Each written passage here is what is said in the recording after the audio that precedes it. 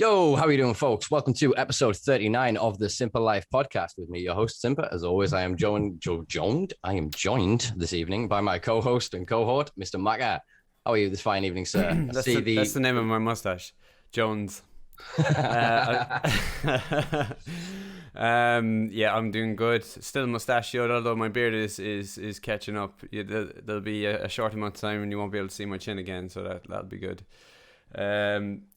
As you can see, I'm in a different room. The sun's in my face, so I'll be squinting like this for pretty much most of the show tonight. How are you? I'm good. Just for the audience that can't hear this, he is very much squinting. I think he's just high. He's lying. Watch the sunset's going to set over the next hour, and he's still going to be sat there like that. But yeah, I'm good. It is my birthday eve, and unfortunately, I've been roped into driving down to London at 3:00 in the morning for the Seed Our Future documentary filming outside of Parliament, which is going to be quite an interesting event. Look forward to getting some of the guys on an episode very soon to discuss what's gone down. It'll be an interesting use of my birthday. So yeah, I'm excited, but I'm also nervous, and I'm not annoyed that I'm spending my birthday this way, because to be fair, I've dedicated my life to this, so this is actually a pretty good present to me. So I'm good. Thank you. It's only a day, isn't it? It's only a day. Exactly that. There's 364 more I can go and party and have fun on. It's not about waiting for that one day a year. You make it your birthday every goddamn day, people.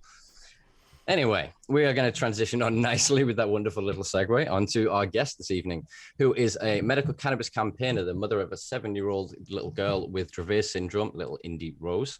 She is also the creative director of her own CBD company, Sweet Pink CBD. Miss Tannine Montgomery, how are you? I say miss, I've just mislabeled you there entirely. I'm sorry.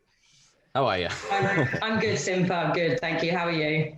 I'm good. Like I say, looking forward to events tomorrow, but I'm also very much looking forward to having a conversation with yourself. I haven't seen you since, it'll be the Autumn Expo in Durham. Yeah, it's been a long while. It has. I can't wait for some more events to get going, hopefully, and we can all meet up again.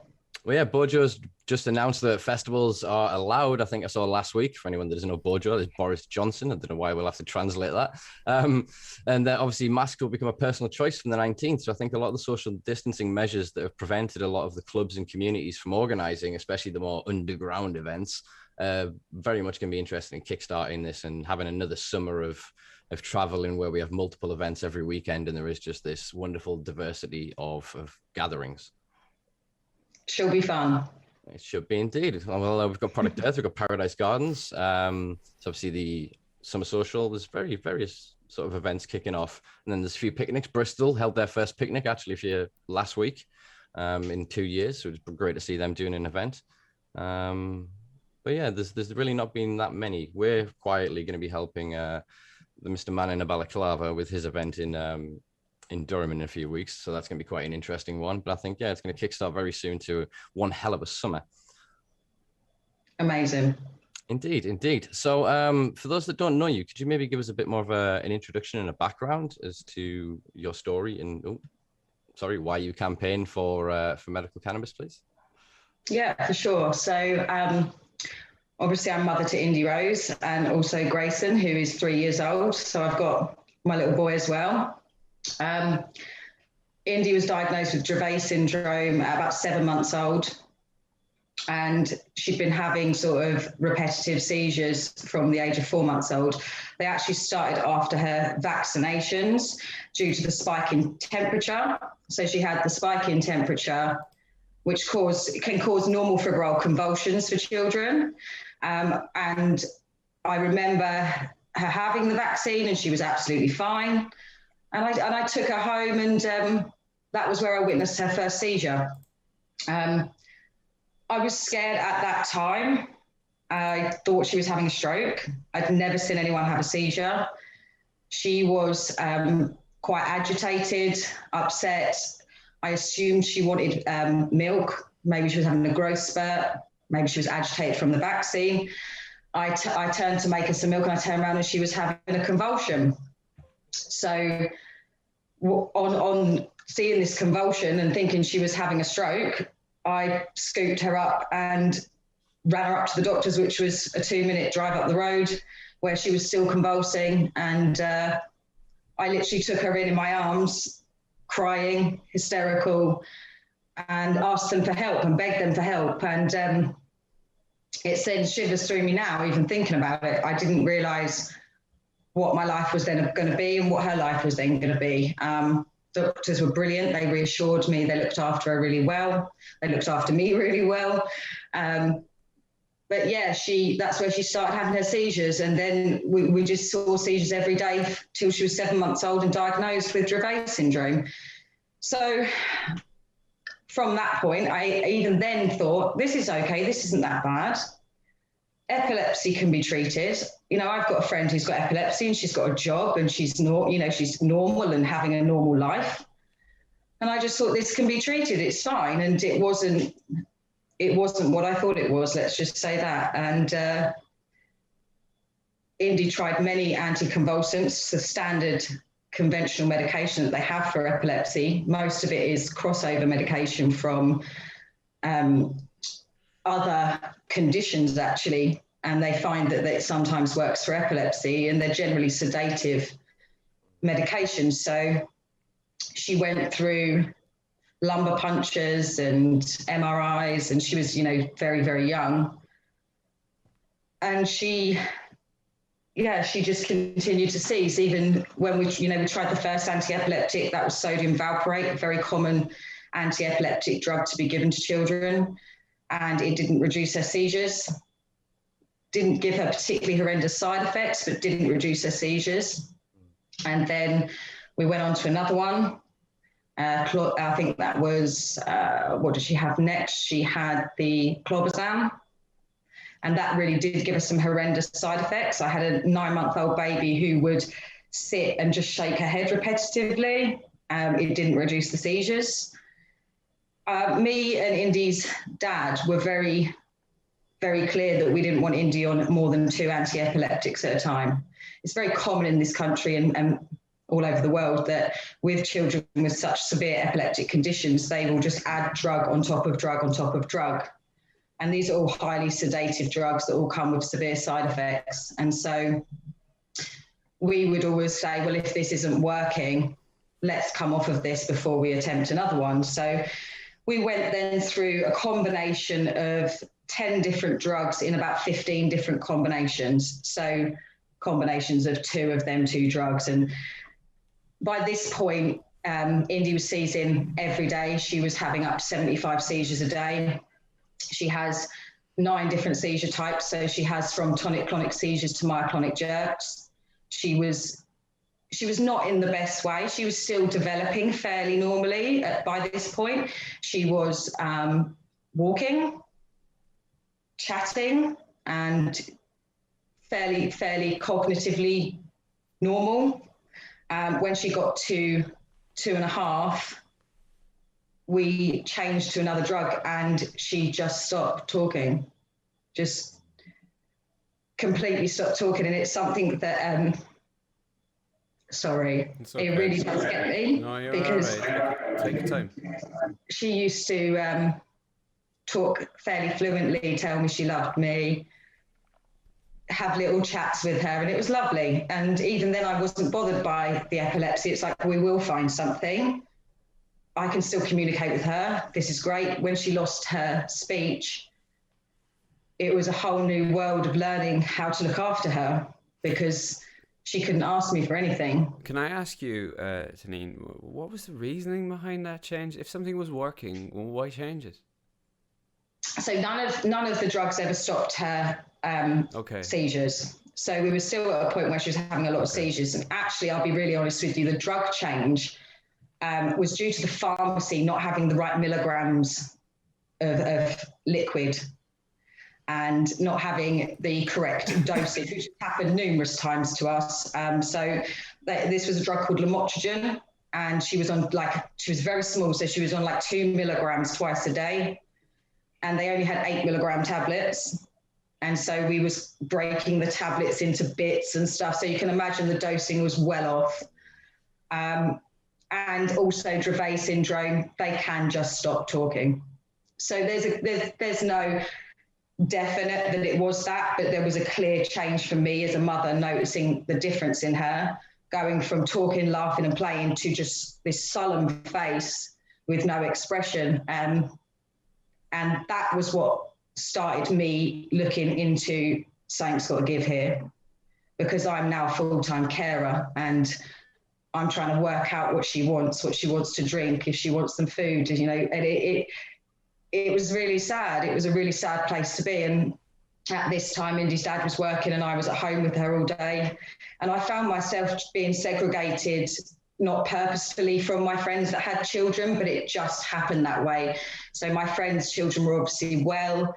Initially, I'd get invited to country parks and stuff like that. And then over time, that just slowly stopped. And I think what's really important to remember for any listeners as well, if you have a friend who has a disabled child, their child is permanently disabled. Their child is permanently sick.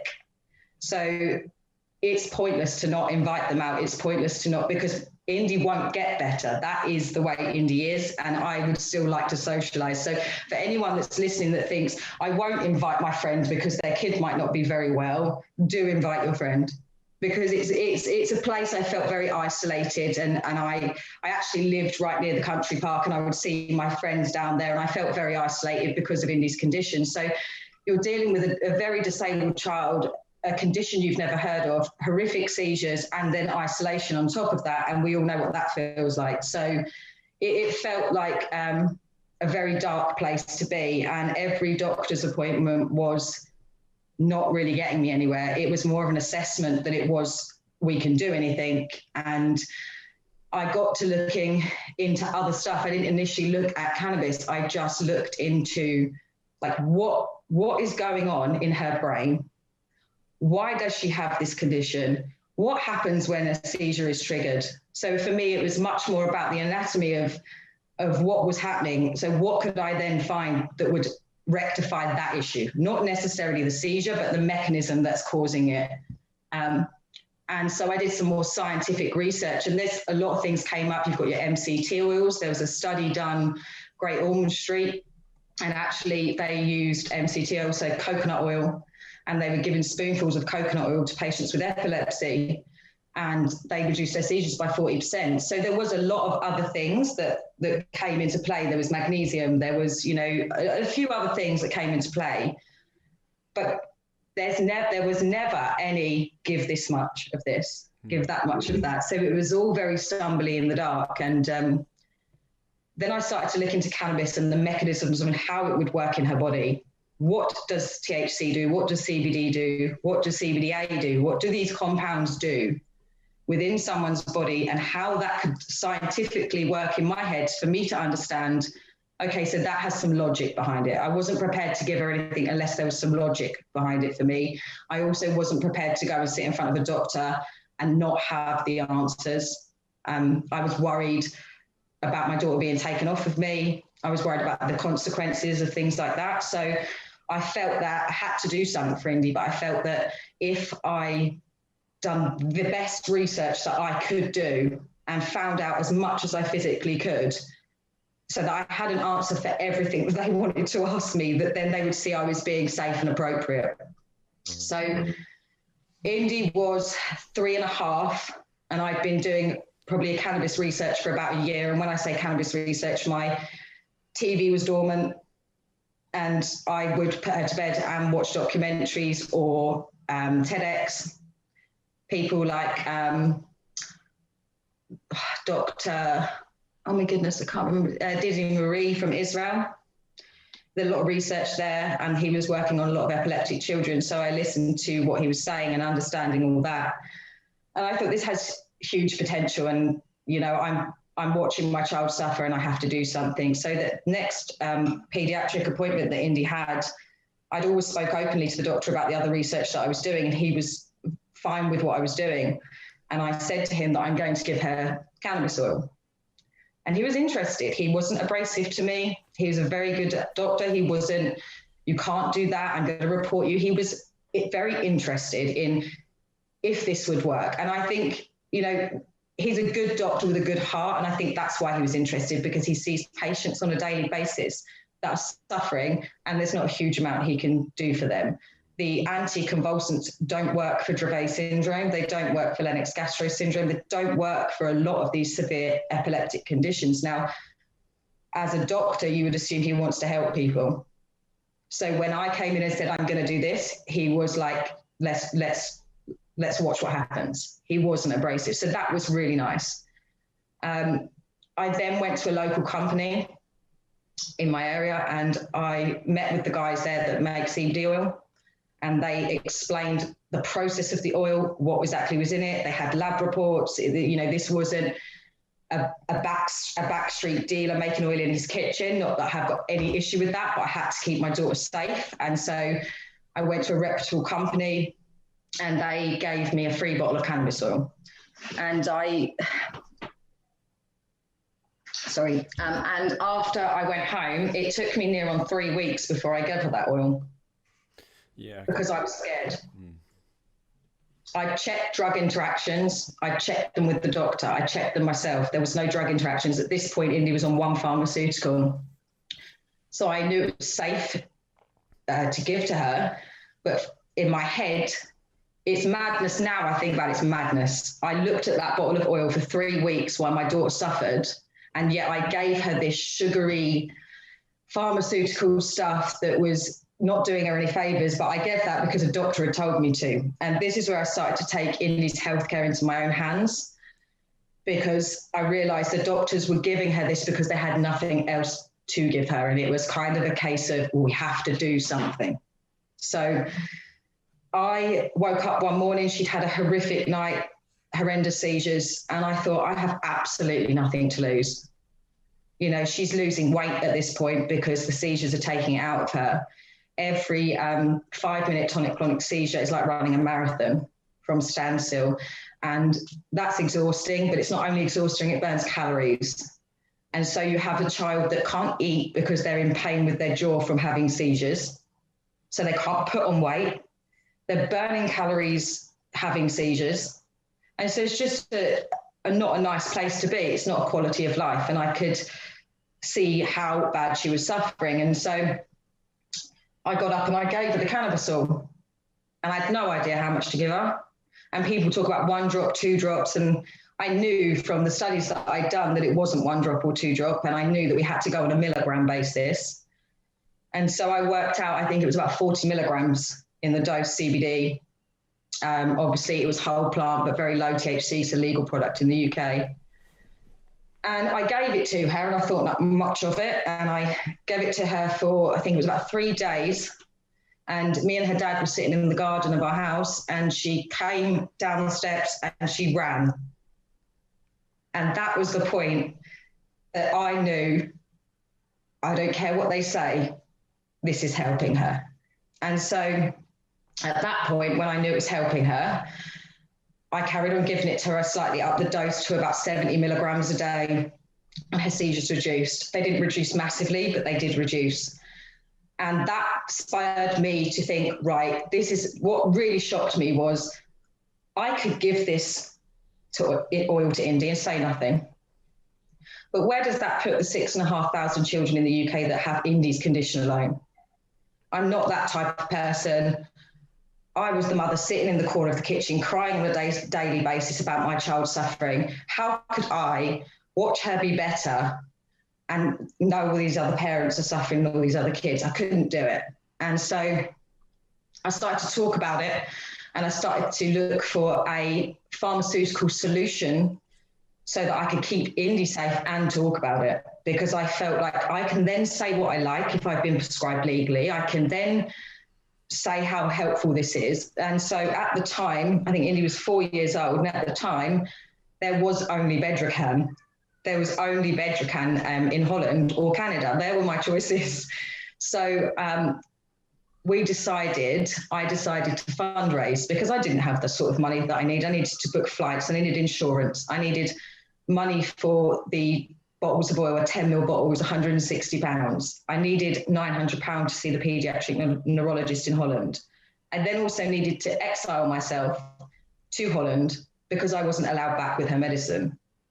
My son was 8 weeks old at this point, and Indy's seizures had heightened massively. She's now started having panic attacks on top of the seizures, which is quite common she's got autism as well. So it's quite common that she can cause these types of seizures almost herself, but without realizing. And I couldn't leave her. She was falling down, bruising herself, ended up in A&E with split eyes. And it was just traumatic, tiring. And it was just awful to watch my daughter seize like that on a regular basis. I just felt like she just had no life. So at this point, we weren't actually on the oil from the company because we wanted her clean of everything to get her on the new oil so we could see what it was really doing. You're not meant to fly for 48 hours after having a seizure. Indy had 7 seizures on the way to the airport. She had a seizure in the queue for that, but we were at a point where I was in this country and there was nothing they could do. And I needed to get her there. I needed to get her to see this doctor. And so we got on the flight and we went, and she had a seizure on the airplane. Bearing in mind, none of these seizures, they say you can't fly, they say you can't do this, but if I took Indy to a hospital after having one of these seizures, they tell me to go home. So there's nothing they can do. It's about managing, and I could manage her. So the fact that I knew how to manage her seizures, I wasn't concerned that I would need help.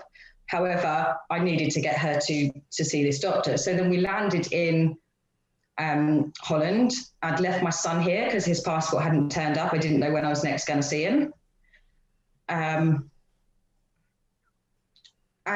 we stood on the pavement outside the airport, just like, this is just a joke.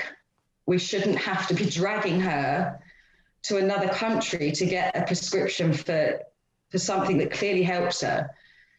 So the next day we went to see the pediatric neurologist. She'd had Indy's notes for 3 months anyway, so we'd already pre-sent her everything Indy had from the hospital, and she had all the doctor's notes.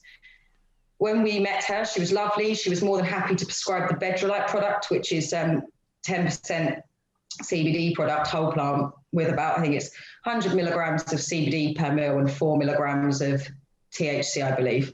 So it's over the legal limit, but it's not horrendous with THC. It's not like a high THC product.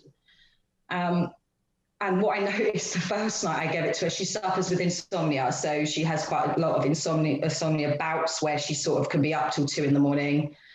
and then she might sleep for a few hours. And that was kind of how she lived. And the first day I gave it to her, they actually said give her 0.7, which was 70 milligrams. She slept through the night and she didn't have any seizures. And I was just like, you know, you don't want to edge your bets, but you're like, this is really good. Like she slept, that's great. She ate breakfast. You know, that type of normal stuff that you just wish for your child when they're that sick. So we were about 3 weeks in to giving her this oil, staying in contact with the pediatric neurologist here in the UK. And he was really, really happy that she was doing well. And I was sort of still stuck there because to bring it over, I either needed an import license to bring it back to the UK, which obviously I couldn't obtain, or I was breaking the law, even though I had a prescription because it was a Dutch prescription. I got to one night, I sat there and I said to Indy's dad, I want to go home. I don't want to be here. I want to go home. Like, this is like just sitting in this house every day. And it's just, you know, so we looked at flights to come home. And by this point, we could really see that Indy was a lot better. She was laughing. She was eating better. She was having far less seizures. She was still having a few seizures, but far less. And we were obviously still titrating up the dose to get her to a good dose. And I think we in total spent about 3 months there. We came home and we didn't declare anything. And I just put it in my hand luggage. And I think I had about 10 bottles. So it was a lot of money's worth of cannabis oil. And I came through nothing to declare and I went home. And I was like, why did we stay there for so long? Because I felt like I could have done that 3 weeks ago. But I did feel that I had justified reasoning then by this point that if I did get pulled over or stopped or questioned, that I have a prescription. My daughter's seizures have reduced massively and she's well. So I had some backup, I felt, for that, but it didn't happen. So that was great. And we came home. We then went to speak with the paediatric neurologist here in the UK, who documented how much better Indy was with, I've even got letters that say, continue to give Bedrolite product, has reduced seizures by 75%. Child is well and happy. You know, this type of stuff. He was a great doctor. He applied to the expert panel, which was put in for an interim period to help with like providing prescriptions to people that needed them. So it was a lengthy process, but the doctor did fill that process in and sent that off. And it came back that she was allowed to use the Bedrolite in the UK. And I was ecstatic, and the doctor was ecstatic. But this wasn't an NHS prescription by all means. This was very twisted when I actually saw the letter. So the letter was that she could continue to use the product until it ran out at my cost. And then she would be transferred to the Epidiolex product from GW Pharmaceutical. I don't know if you're familiar with the product. Overly, yeah. Please continue though for our listeners. So I knew from my research that this is a completely different product. This is an isolate product that is also extracted into a heavy amount of alcohol. And it has sweeteners in it, one of which is a known pesticide on the pesticide register. So I was about to go from giving this whole plant oil that was extracted and it's mixed with peanut oil with the allergens taken out. Strange choice, but that's what Bedrolite is. I'm about to give her this or give her this. And so when they suggested that, I was like, absolutely not. It's not going to work. It's a completely different product. It's like giving somebody ibuprofen instead of paracetamol. It's not, it's not the same thing. A paracetamol isn't going to get rid of inflammation. Ibuprofen will. It's a different product. Yeah. So I wasn't overly happy about it when I had a child that had gone from having 75 seizures a day to having 4 a month. And that was a massive, massive improvement. She'd started vocalizing. She wasn't talking in words as such, but she was happy and she was smiling and she was vocalizing and she was doing all these little autistic things that show that she was enjoying her life. And I wasn't about to take that away from her. So I thought, well, the fight is on then. The fight is on because I'm not giving her that. So that was my initial stance on the Epidiolex and what they said. And I thought, well, fine, I'm going to keep fundraising. So I kept fundraising. In the end, I think we fundraised to about £36,000, which is an absolute extravagant amount of money, but it kept her alive for a very long time. And I truly believe that. And we went to Parliament and we protested and we spoke to Matt Hancock and we did everything that we felt. We joined a campaign group. I spoke on Facebook. I was very open about the improvements in Indy because I wanted other people to have them improvements. I wanted other people to see their children happy. It seemed like after about a year and a half of, continually writing to MPs, meeting with MPs, meeting with doctors, meeting with the trustees of the hospital and, all of this stuff. And I was just banging my head against a brick wall. And all this while, my daughter was well and I wasn't enjoying her because I was spending so much time fighting for what she needed that I didn't have time, and I had a young son at the time and I just didn't have what I would class as the time that I wanted to spend with my children, because at any click of a finger, I didn't know if she was going to go back to how she was. So I stopped fundraising. I stopped being so much on the social media, and it wasn't because I didn't care anymore about other people's children. It was because I wasn't getting anywhere. And sometimes when you're not getting anywhere, you have to change a tactic. You have to do something else. I didn't want to talk to the media anymore. I'd had, a barrage of news reporters at my house and all the while it's great for the campaign and it's great for moving things forward. It gets to a point where it's quite intrusive. I mean, I went to Holland with Fergus Walsh from the BBC and we did 2 days filming. And then when we came back, he came straight back to my house and we did filming at my home. And I just want some peace and quiet. So I calmed down on all of that and I thought, what can I actually do to help other people right now? Because by this point I had parents messaging me, what are you giving her? But I knew how hard it was to obtain this product. And I knew by this point we didn't have a private sector here. it was very, it was starting off, but there wasn't really any clear guidance. And I've got these parents that their kids are suffering and they're coming to me. And then what I found I was doing was recommending other reputable companies that I knew that made CBD products. So I was saying, go to CBD Brothers.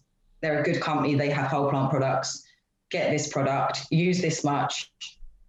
When you're a parent of a child that suffers, you'll do anything to help that other parent.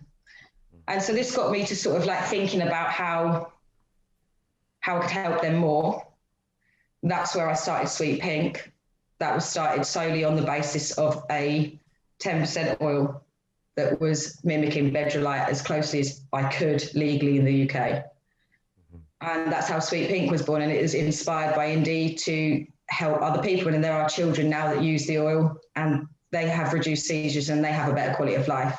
And there is nothing better than I've got a lovely lady who messages me with progress updates, which is really nice. And she messaged me one Sunday, I was having a real off day. You just have them days where you're just not feeling great. I'm not making any money from the business, but I'm going. And I just thought, I'm just having a really off day today. And I got this beautiful text message from this lovely lady. She said, my daughter stood up for the first time today. And she was thanking me. And I don't believe I need to be thanked for that. I feel like this needs to be the norm, that these children don't have to suffer and that their quality of life is better. It was so lovely to hear that what I was doing was helping other people. But we were still fighting in the background for NHS prescriptions because, at the end of the day, these parents are still buying oil or obtaining it from somewhere. It's not free. Nobody can give stuff to people for free. It is what it is. And I just felt like I continued to fight, but I just felt like, are we getting anywhere? Then we had the private sector, and I thought there must be a private hospital in the UK, because Indy was still on the Bedrolite by this point, and I didn't want to change her from it because she was well. So there must be a hospital in the UK that will prescribe this. So I rang every private hospital that she went through my phone, and I was like, private hospital, will we prescribe Bedrolite? Private hospital, And actually I found a hospital, the lady was really nice. Yeah, she'll prescribe that. Okay, amazing. Booked an appointment. The doctor didn't charge us actually for the appointment, which was really nice. Prescribed us the Bedrolite. I mean, it was a fairly easy thing for her to do because Indy already had a prescription. So it was just a mimic of a Dutch prescription that she did for us. But it meant that we could obtain it. But what it didn't mean is we could go to Holland and get it. What it meant was we could go to a pharmacy in the UK and pay a horrific, at the time, import fee, which was about £550 for the importation fee, plus the oil. And I couldn't afford that by this point. I said, I honestly said, without swearing, no, I'm just going to go on my own. I'm going to go on the plane like I always have. I don't care. I'm going on the plane. I've got a Dutch prescription. I've got a UK prescription. It's not an unsafe medication. I'm going on the plane. I came back and I got pulled aside and they took the oil off me. How? And how did they fucking know that? I'm sorry, but hold on a second, right? Somebody had told them. There was no way they knew I had oil on me. They knew that they was waiting for me. Yeah. They knew. Whether that be for a media stunt, I don't know. Whether it be somebody, I can't believe that somebody would be that malicious. I think it was probably more likely that the media wanted a little bit of a story and somebody knew I was doing what I was doing and that was it. I was always very cautious about telling people when I'd gone. I'd tell people when I got back, but I didn't really tell people when I'd gone. So they pulled me aside and they wanted to test the oil. And I said, I've got a prescription. And they said, it doesn't matter. You don't have an importation license. And I said, I can't afford an importation license. And I'm a mother. I'm standing there thinking, are you seriously going to take this off me? Because right now, I don't know what I'm going to do. She's got half a bottle of oil. Oh. I'm panicking, And they tested the oil and it came back illegal, THC. Because I don't know if you know, but the airport test doesn't test for an amount. It just tests for a substance. So tested for the substance, THC in the product, took the product off me. So I'd had a totally what I felt pointless journey and thousands of pounds worth of oil taken off me because we didn't do these trips lightly. We'd spend $6,000 on oil. It wasn't an easy, it was a lot of oil and I was fairly annoyed. So I spoke with the campaign manager, and they spoke with the NHS, and they spoke with pharmacies, and they spoke with Stephen Powis, and they spoke with various different people who, this still gets me to the day, who said, I can have the oil back if I pay £500 for it. So my point behind this is that I've got this guy at the airport. You can't have this. It's a dangerous substance. So did it cease to be a dangerous substance when they paid you £500 for it? Why? So that's, we got the oil back. We paid for it because we needed it. And that was the last time we bought Bedrolite, because I just couldn't deal with the stress of it any longer. And it was so expensive, and we weren't fundraising. And so this was when sort of like Brexit was coming up as well. So it was in line with that type of timing. So it wasn't just the fact that we couldn't afford it. It was the fact that we couldn't afford it. We didn't have an importation license. The UK prescriber had rang me and told me she wouldn't prescribe anymore. So we had no UK prescriber, very little money. We had Brexit, so we wouldn't be able to obtain anyway. And I thought, I can't live in this fear. So we slowly weaned Indy off of the oil, and she got sick. She got very sick. And she spent the last year now, up until the last 25 days, she spent the last year not great. You know, we all know with cannabis, what suits you doesn't suit me, and that's the way it is. So the Bedrolite product was working really well for her. We took her off of it. She wasn't so well at all. She was having 7 to 15 seizures a day. And she'd lost a hell of a lot of weight. We had dietitians involved. They were talking about giving her fatty drinks with high amounts of fat in to try and put weight on her. And you know, it's not something that you want to give your child. So we tried to steer clear, but it becomes a point where your child, they will intervene basically if you don't do something. So I just felt like I had this child that just was so unhappy compared to what she was on the Bedrolite, so miserable, not smiling, not laughing, and again, not talking. So we'd lost all the speech again. She wouldn't play with toys. She didn't look at anyone's face. She just seized and sat all day. And it was just, I couldn't believe that anyone would do that to anyone, and they would allow that. And during this time, obviously, I'd asked doctors to prescribe in the UK. I'd asked the NHS several times, you have the evidence for Indy. You have Indy's evidence. You don't need a whole load of evidence to help my one child. You have Indy's evidence. Indy's not on any pharmaceuticals, on any anti-epileptic drugs, and hasn't been for 5 years because they don't work, and they didn't work, and they were given a detrimental side effects, from the weird shaking to the not being able to walk to the sleeping all the time, tripping over your own feet. There was a lot of side effects that we didn't realise as well until we came off of them. So sodium valproate can affect the jaw, and it can affect the way it feels. And you know, obviously Indy couldn't talk, so she didn't tell me if her mouth was hurting or anything, and she wouldn't chew food. So she was still having pasted food. And when we got off the sodium valproate, 6 months after, she came in my kitchen and picked up an apple, and she bit it. And so then I knew this whole time where she couldn't eat was actually because of a medication that wasn't actually helping her. So I'm really happy that she's on no pharmaceuticals. The last year where she'd been sick, I spoke with the doctors. They didn't want to give me any pharmaceuticals. I actually have a letter here that says, if we give Indy any conventional AEDs, she's 10% likely to get worse, 3% likely to get better. It's at more risk to give her something than it is to not. So she hasn't been on anti-epileptics for 5 years. Seizures were great on like Bedrolite. She was having 4 a month. She was happy. Bedrolite went, she got sick again. And so I've been working with like a local company here to try and make her something that would help her. And I'm really, really, really pleased to say that she's done 23 days without a seizure at all, going from 15 a day. And she has regained her voice. She's happy. She's playing. She put on 2.2 kilograms in a week. The school, they look at me and they're like, we've got Indy back. And the change is stark. It is really stark, and it really hit me this time. Seeing her go from these 7 to 15 seizures a day, no smiling, no laughing, no playing, no, just nothing, to she's now, she's really annoying now, bless her, because she's dragging everything off the sides, but she's happy and she's being a child and she's playing in the water tray outside in the sandpit. And I, crucially, am not on tenterhooks. I don't think she's about to drop any minute because I've got faith and I can see the change, and I can see my daughter's beaming and having this amazing quality of life from a whole plant cannabis oil.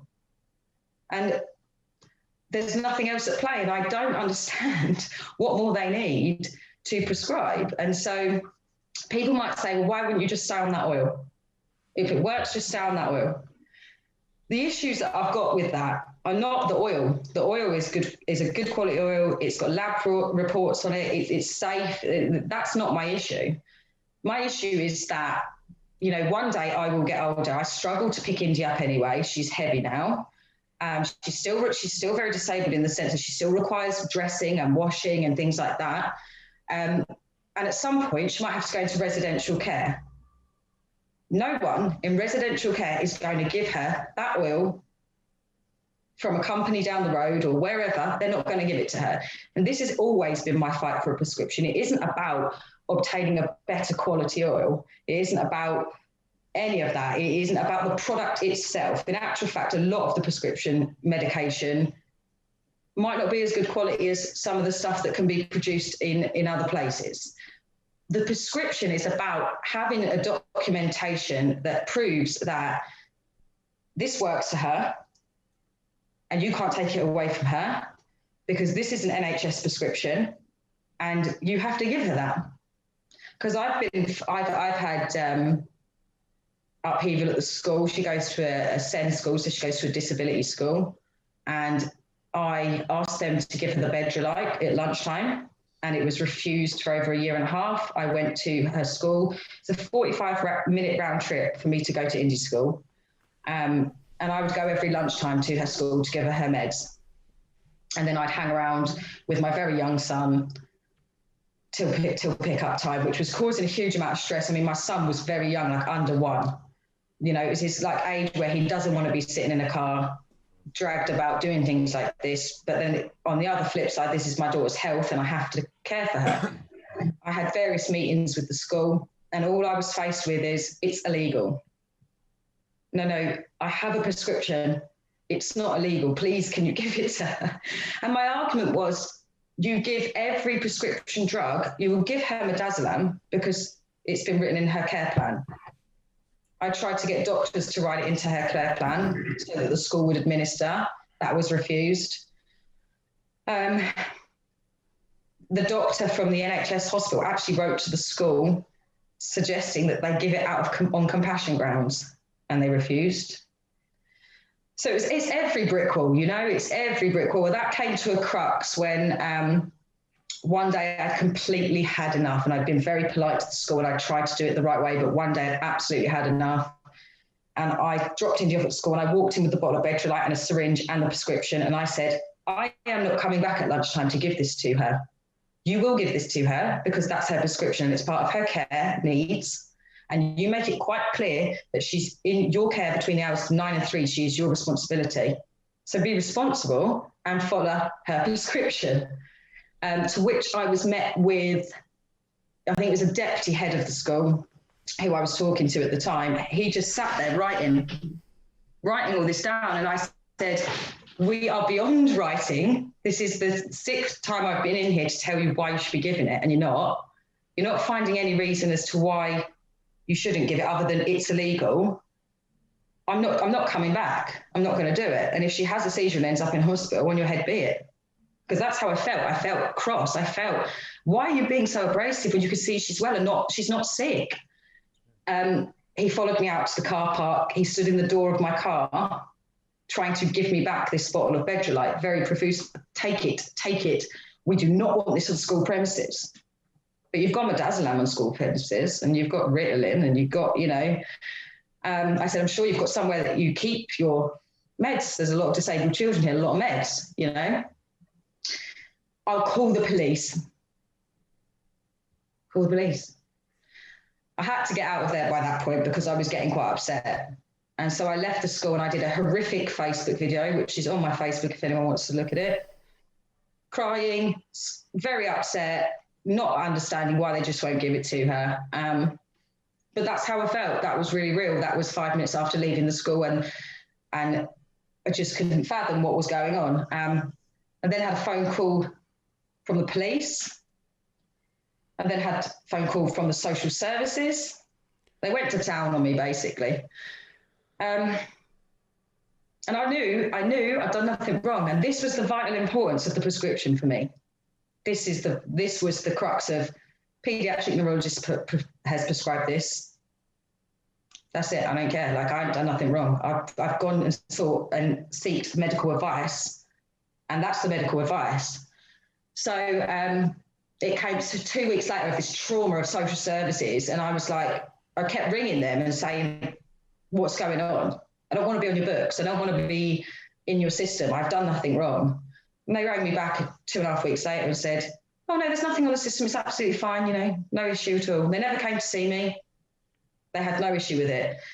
The day that they rang the police from the school, I said, I'll come and get Indy's oil when I pick her up. They said, no, you won't.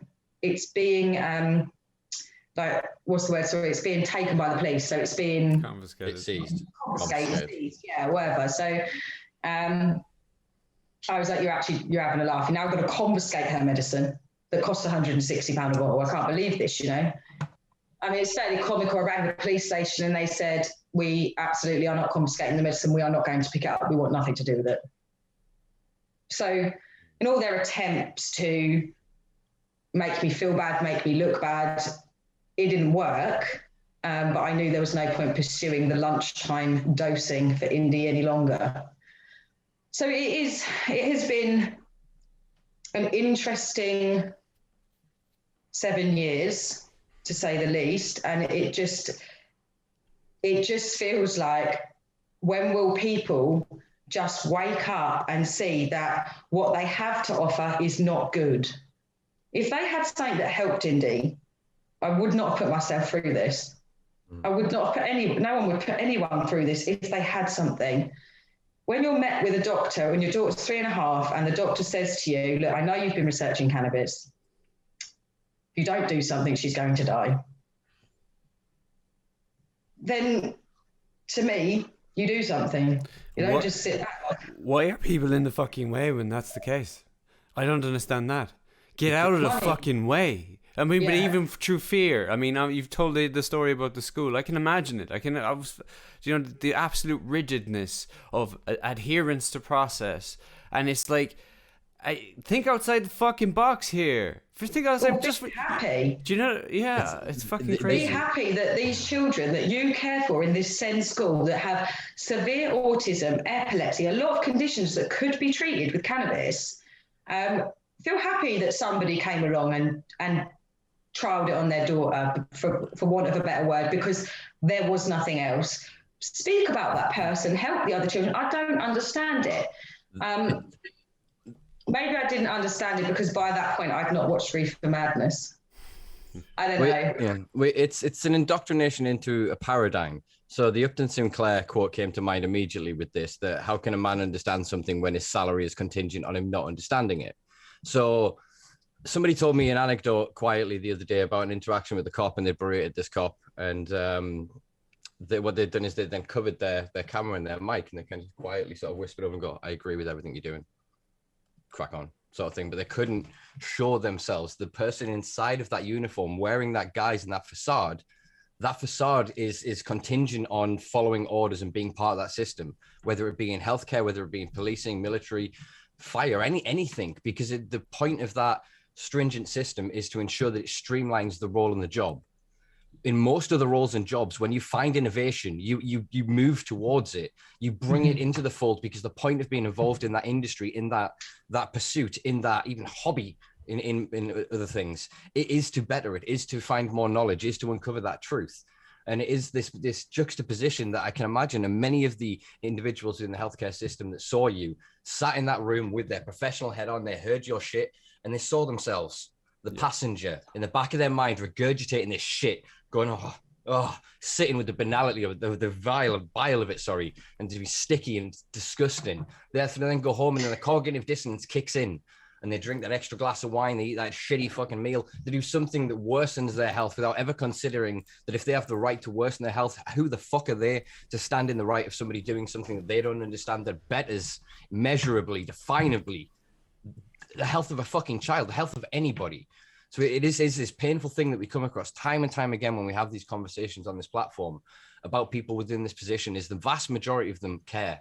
I mean, I went to 2 special educational needs schools, and I went to the first one before the child protection laws changed in this country. And that was a fucking wild west. They restrained children like prisoners, 5 adults on fucking 7-year-olds. I know it because I've got the scars and the missing teeth to prove it. It was a fucked up system. They've tried to improve it and get it better since, but the way they did that was pharmacologically. I can tell you where they store those drugs. There was a giant fucking cabinet filled to the rim with enough things to kill everybody on that site at any time.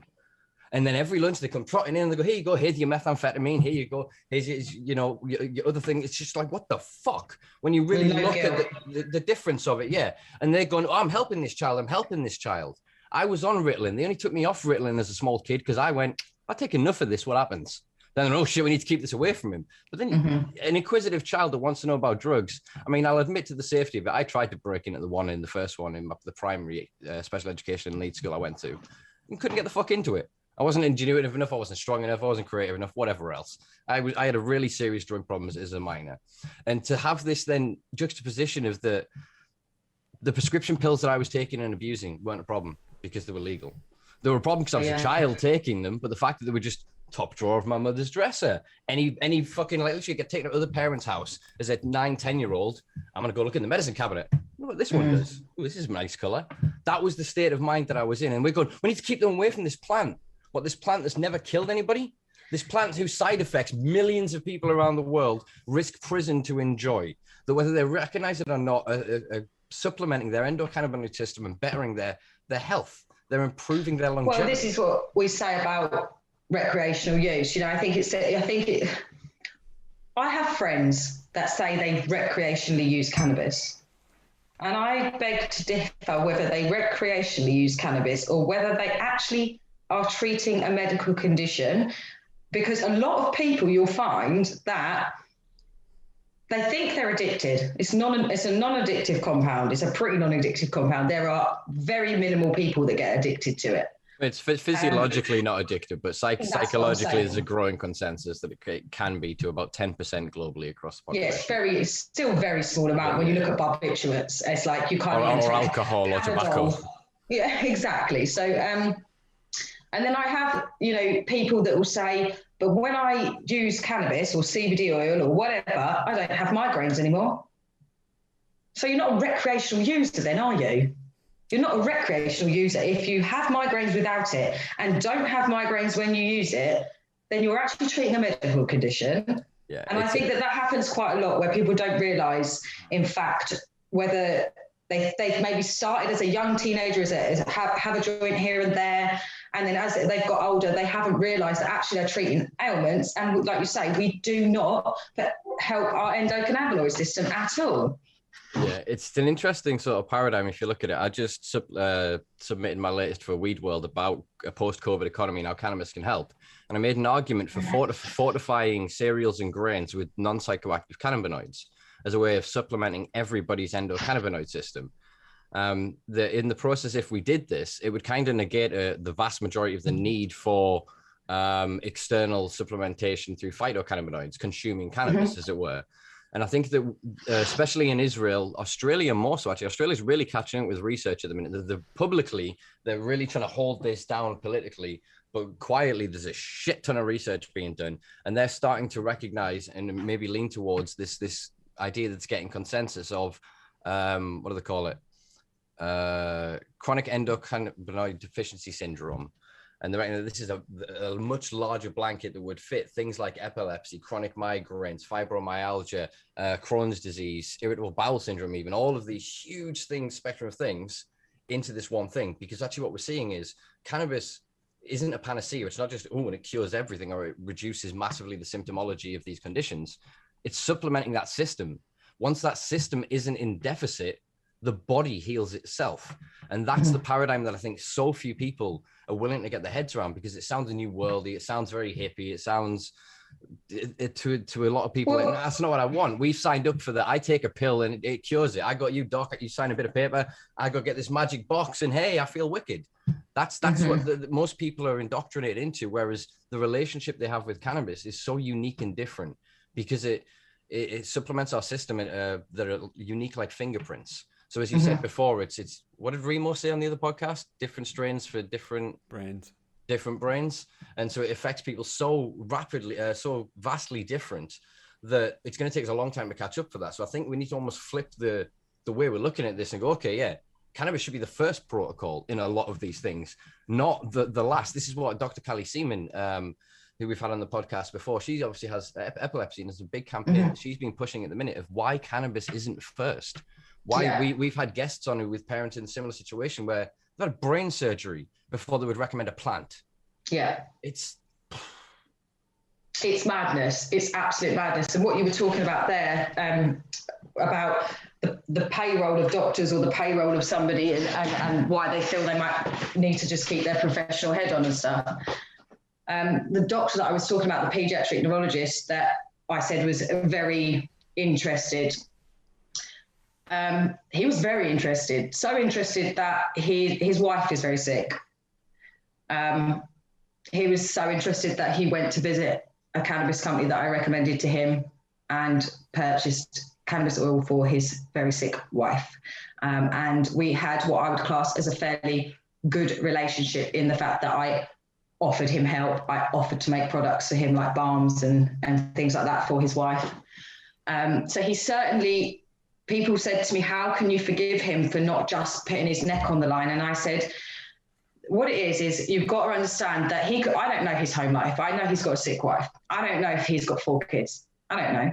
And is that the only wage coming into the household? Like you say, sometimes people, I accept that I looked into his eyes and we've had conversations, and I know he cares about my daughter. And I know that if he could have and still had his job, he would have, but not even blinked, he would have done it.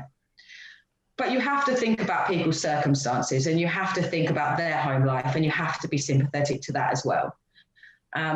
He was a lovely doctor. And the last time I spoke to him, I did write a written complaint about him to the hospital, because I felt that he wasn't doing what was best for Indy.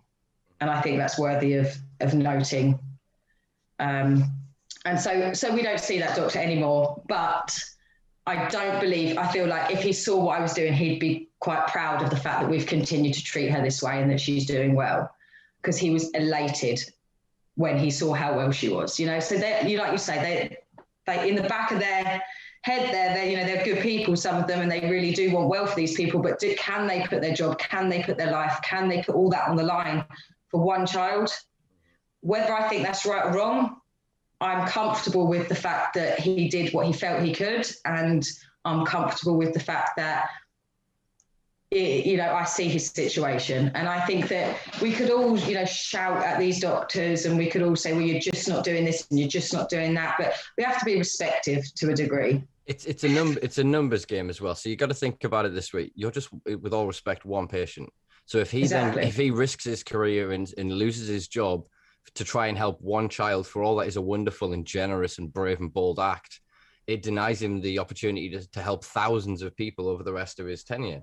And I think that's something that people, I understand why. And it's easy for us to be led first by our emotions and not run them through a cognitive filter, and to be able to recognize our own bullshit most of the time, whether it be our own trauma, our own triggers, our own whatever, our misconceptions of a situation.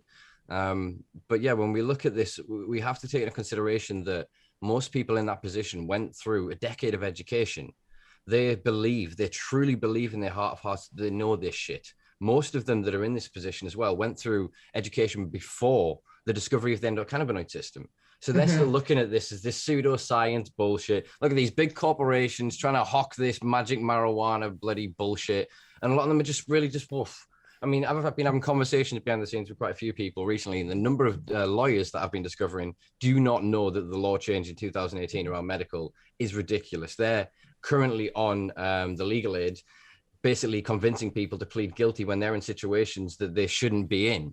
It's a corrupt system all the way through, but some of it is corrupt through intention, but I think the majority of it is through the legacy of, as you say, Reefer Madness, of the propaganda of prohibition that has been perpetuated for decades. I mean, I've grown up in a world where it's changed so fast and so vast, but when I first sort of heard about cannabis, it was this incredibly dangerous thing. It was this magic plant. It was racist when I heard about it as well. It was always associated with blacks in this country. That was basically what it was.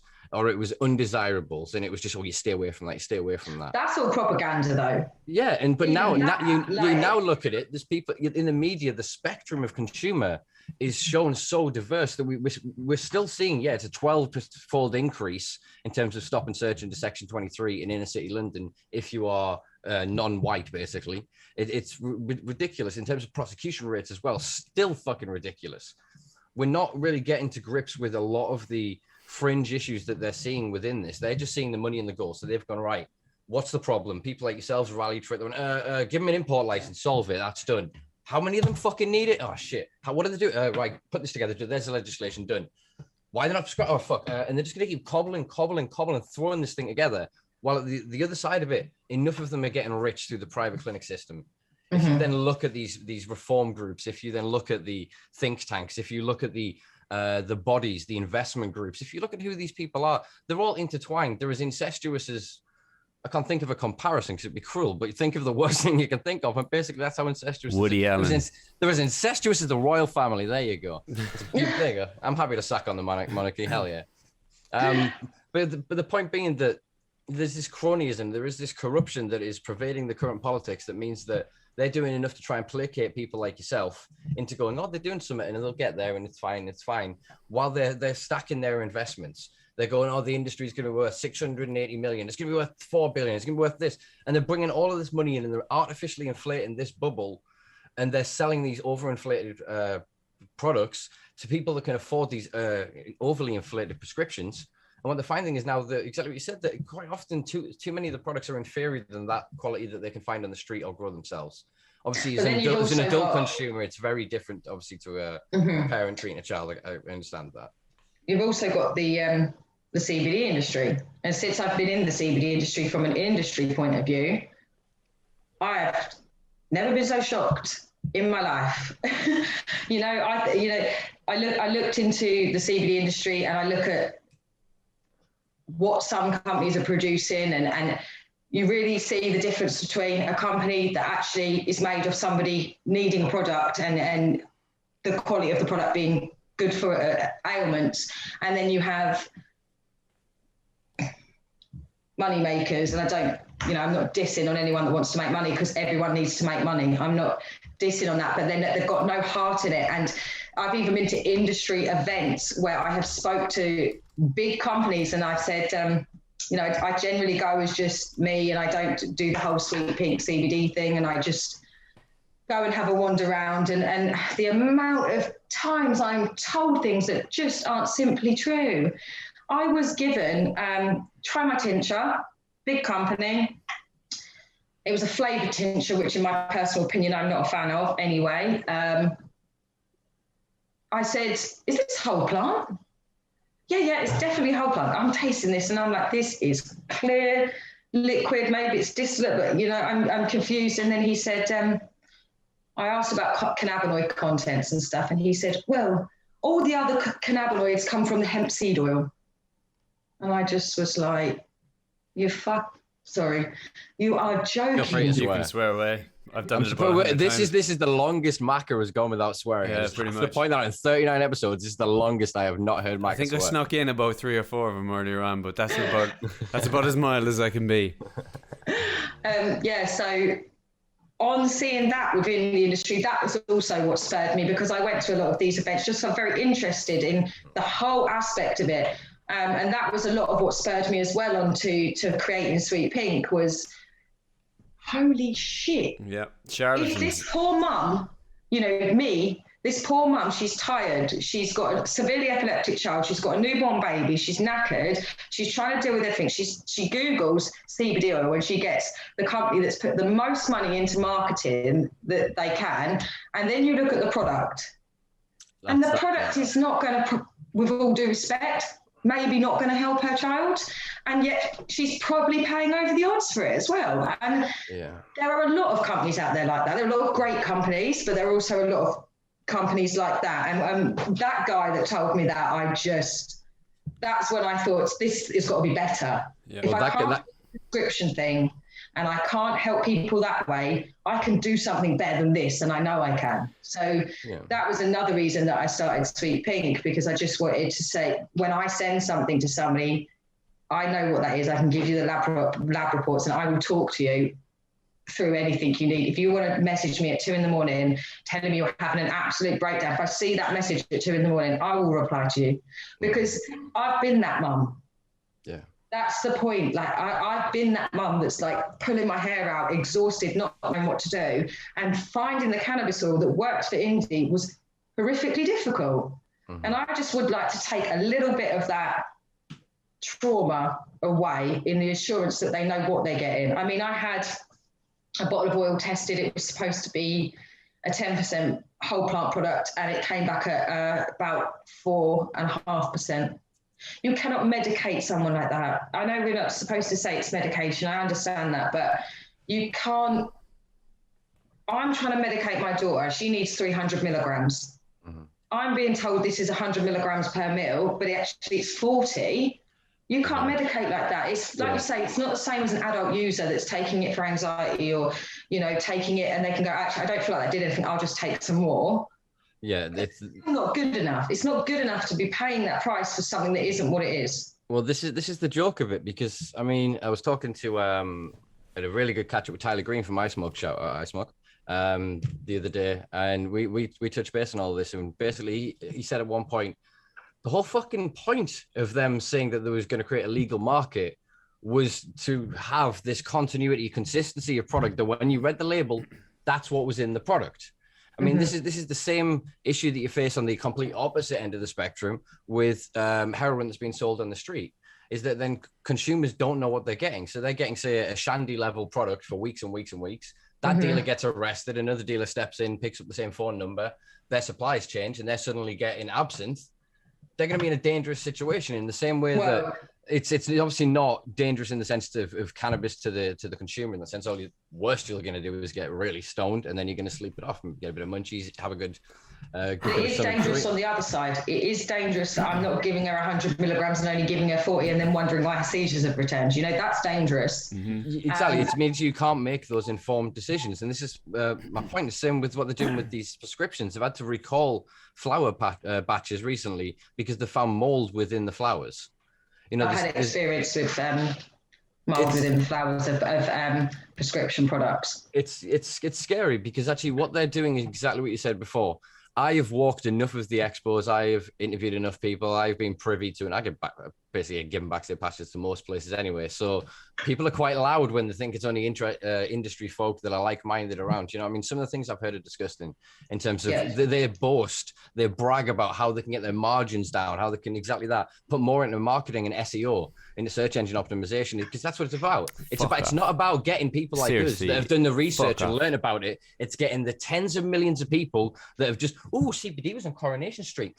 Get my phone out. Holland and Barrett sell it. They're reputable. I buy, and they just go down that route really of it. Sad. It is, and it's terrifying because they go through years of it. If they then persist, or most people will go and get that interim product, who'll spend way over the ends for it, take the whole thing, and then be like, well, nothing happened. And it's because the product is isolate. They've then put it in a clear product, so it degrades. They've then put it in a carrier oil that doesn't make it efficient for consumption. They've got nothing about the education. They don't understand what they're doing. And this is what the majority of the industry is, unfortunately, because they're salespeople first. They're not cannabis people. Mm-hmm.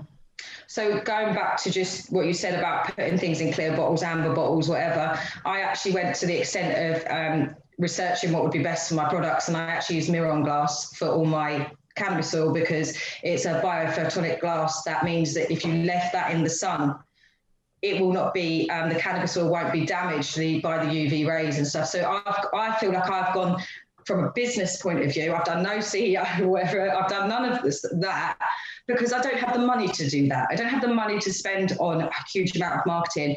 I wanted to make sure that if I sell 10 products a week, they're good products. and the people that get them are happy. And that for me was really important. So down to the things like eco packaging, the Miron glass and Miron glass was actually created and developed by a lady whose son was severely ill, and she was using natural remedies to alleviate his symptoms of his condition. And what she found was they were degrading very quickly, even in amber glass, because it lets in UV light. So she, as a family, they developed the Miron glass. And so I actually went direct to their company and bought it from them. So I felt like it was kind of moving on the story as well of like how, you know, this person cared this much about these natural products that they developed this, and I care that much about my natural products that I'm going to use that. And I think I'm probably the only, haven't found another company that use Miron glass. And to me, that's really important. You know, that's a really important thing to know that product is not degrading, because you can't dose on a degrading product. It's very difficult. And yeah, so there was a lot of research that went into what would be best for my consumer, not what would be best for my profits. And I hope that the consumers, when they do have these products, that they're happy. And that's hopefully the way that my business will grow, on the back of the fact that we're everything we say we are. We're ethical, we care about the product, we care about you. And that for me is more important. I won't ever be caught in that trap of building a business based on huge marketing and then terrible products. Yeah, I've got to respect that. I really have got to respect that. Are you worried about the FSA, the Food Safety Authority? I think with the novel foods? Yeah. I have the company that I work with. They've done their novel foods application, and I've done my paperwork for that. So I'm not worried. No, I don't understand why people think that moving to isolate is a better option here, because I don't know if they know that the novel foods is based on CBD, not the other compounds as such. So actually what the novel foods is about CBD. So CBD isolate is the same type of thing. I think they think that it'll be easier potentially to get through if it's an isolate. My opinion on that from a sort of like chemist point of view is that it's a chemical compound is a chemical compound, and whether it's in isolate form or whether it's in the whole plant, it's still the same compound. So I can't see that moving to isolate would make any difference. I wouldn't like to move to isolate. I haven't changed my products. I haven't budged yet, and I don't intend to. I hope that it'll all be smooth and we'll be able to continue what we're doing. I'm sure it won't be smooth, but, you know, as smooth as can be, and that the whole plant products will still be available, because it'll be it would just be a complete shame if the whole plant, which helps people so much. I don't sell any isolate products. All my products have whole plant in. So that was, again, what the business was about. It was about going, you know, well, these big companies, they're just chucking cheap isolate into everything, shampoo and, you know, just anything. Let's just chuck cheap isolate into it. Every product I made was made for someone. So my balm was made for somebody who had severe back pain, and that was made with whole plant and other essential oils that would alleviate inflammation and help with, you know, so it's a combined product. They're all products that are designed to use the whole plant at its best. And I don't know how I would feel about changing my products to isolate products. So they're ironically not novel products, which is unfortunately what a lot of the industry is. So then putting a CBD isolate in a shampoo, unless they've emulsified it, unless they've created it in such a way that it's actually going to be useful, unless they've then put it into a carrier that means that it will actually carry on to the skin and then do anything at all, it is then entirely a novel product. It is a joke. Yeah. It belongs in a joke shop. It has not been designed for functionality. It has been designed to capitalize on this on this new wave of knowledge and an interest from a novice and uninformed marketplace. And so most people are quite happy to bank on that. It's a shitty thing that we're seeing with the FSA. I mean, it's in a bit of a shambles, and the window that they've given gives them enough time to kick it down the road, probably about 2 years before they have to really stamp down on this. As far as I'm aware, there's been no seizures yet for products that would not fit the current criteria or that haven't got a validated application in with the FSA. That may change at any time, but I am trying to keep my ear to the ground with it. So we are in just, again, a wild west of it. And it is to then think, why are we here? And this is where I guess 4 or 5 years ago, I'd put on my little tinfoil hat and we'd have a conversation, because ultimately the way I think that this is going is they've found the evidence and the efficacy. That's entirely what they've done with the past 5 years of everybody putting these products out there, then going to government agencies and going, look, we've sold to 10,000 patients or individuals. This is what they've done and their stories, etc.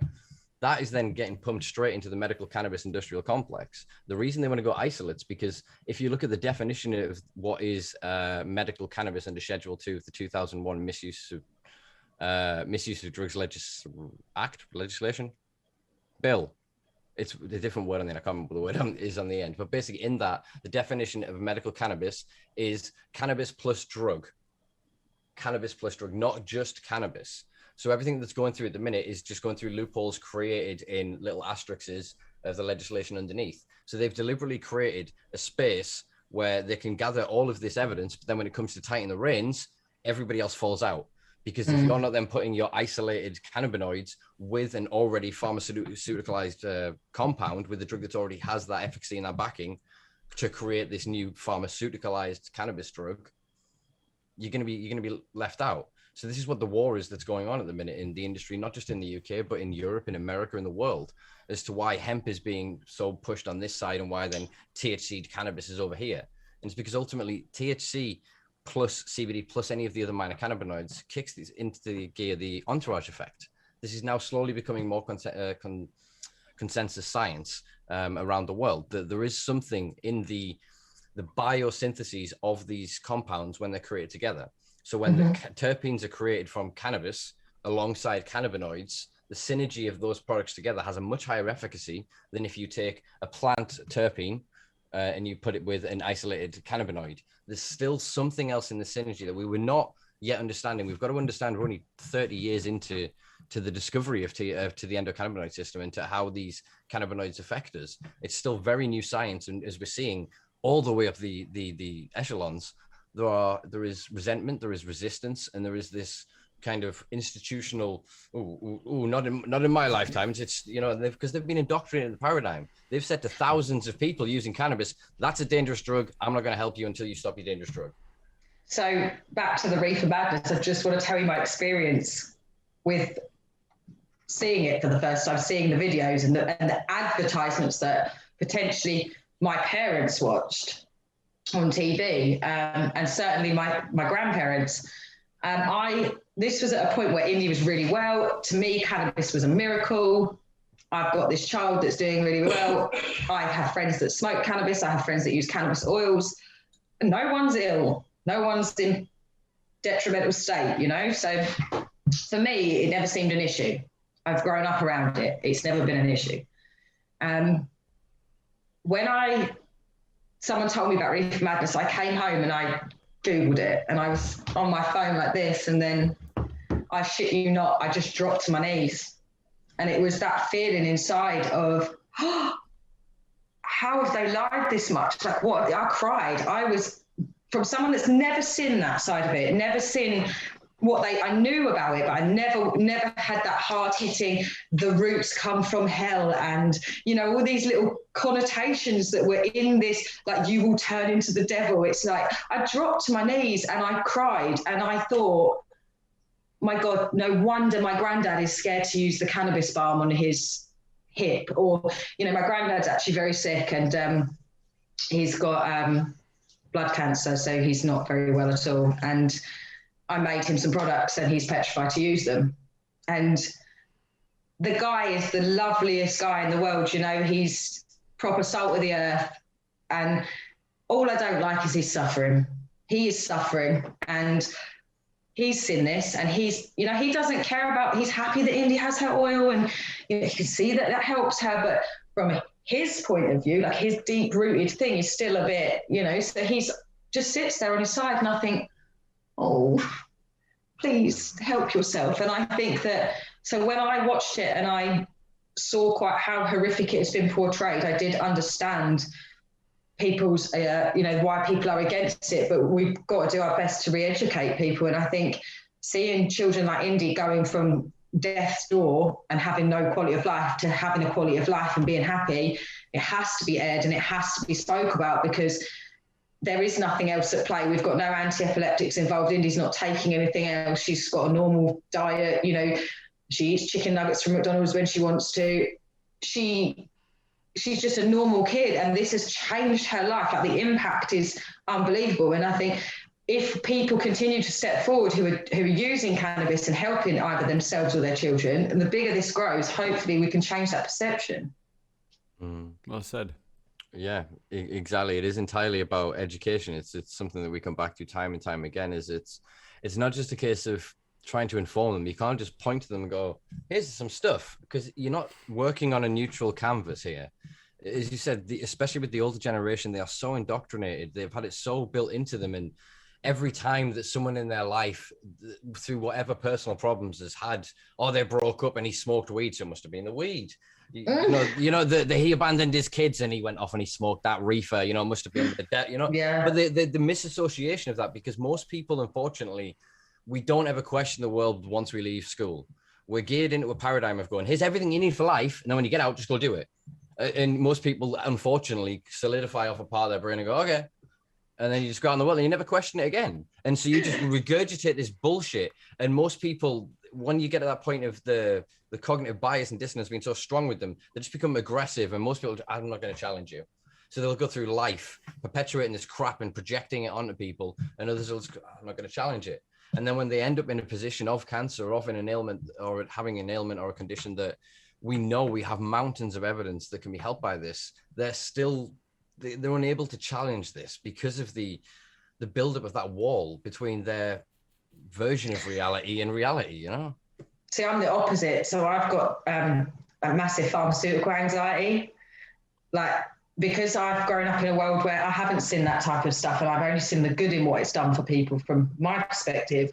So and I've seen how bad pharmaceuticals have been for my daughter, I'm at the point where I can't even, if I've got a really bad headache and other things haven't worked and I need to take a paracetamol, I'm regurgitating that paracetamol 3 or 4 times before I can actually get it into me, because I've got this pharmaceutical anxiety because of the lack of trust that I have in them and the drugs that they make, because of the research that I've done, but also the fact that what I've seen with Indy and knowing how they will just sedate her to an inch of her life just to keep her stop having seizures. But that's no quality of life. And so it can work both ways. So if the tide can be changed, you know, it definitely can be changed, because, for instance, my son, who's now 4, he picks up a bottle of cannabis and he says, it's cannabis, it's medicine.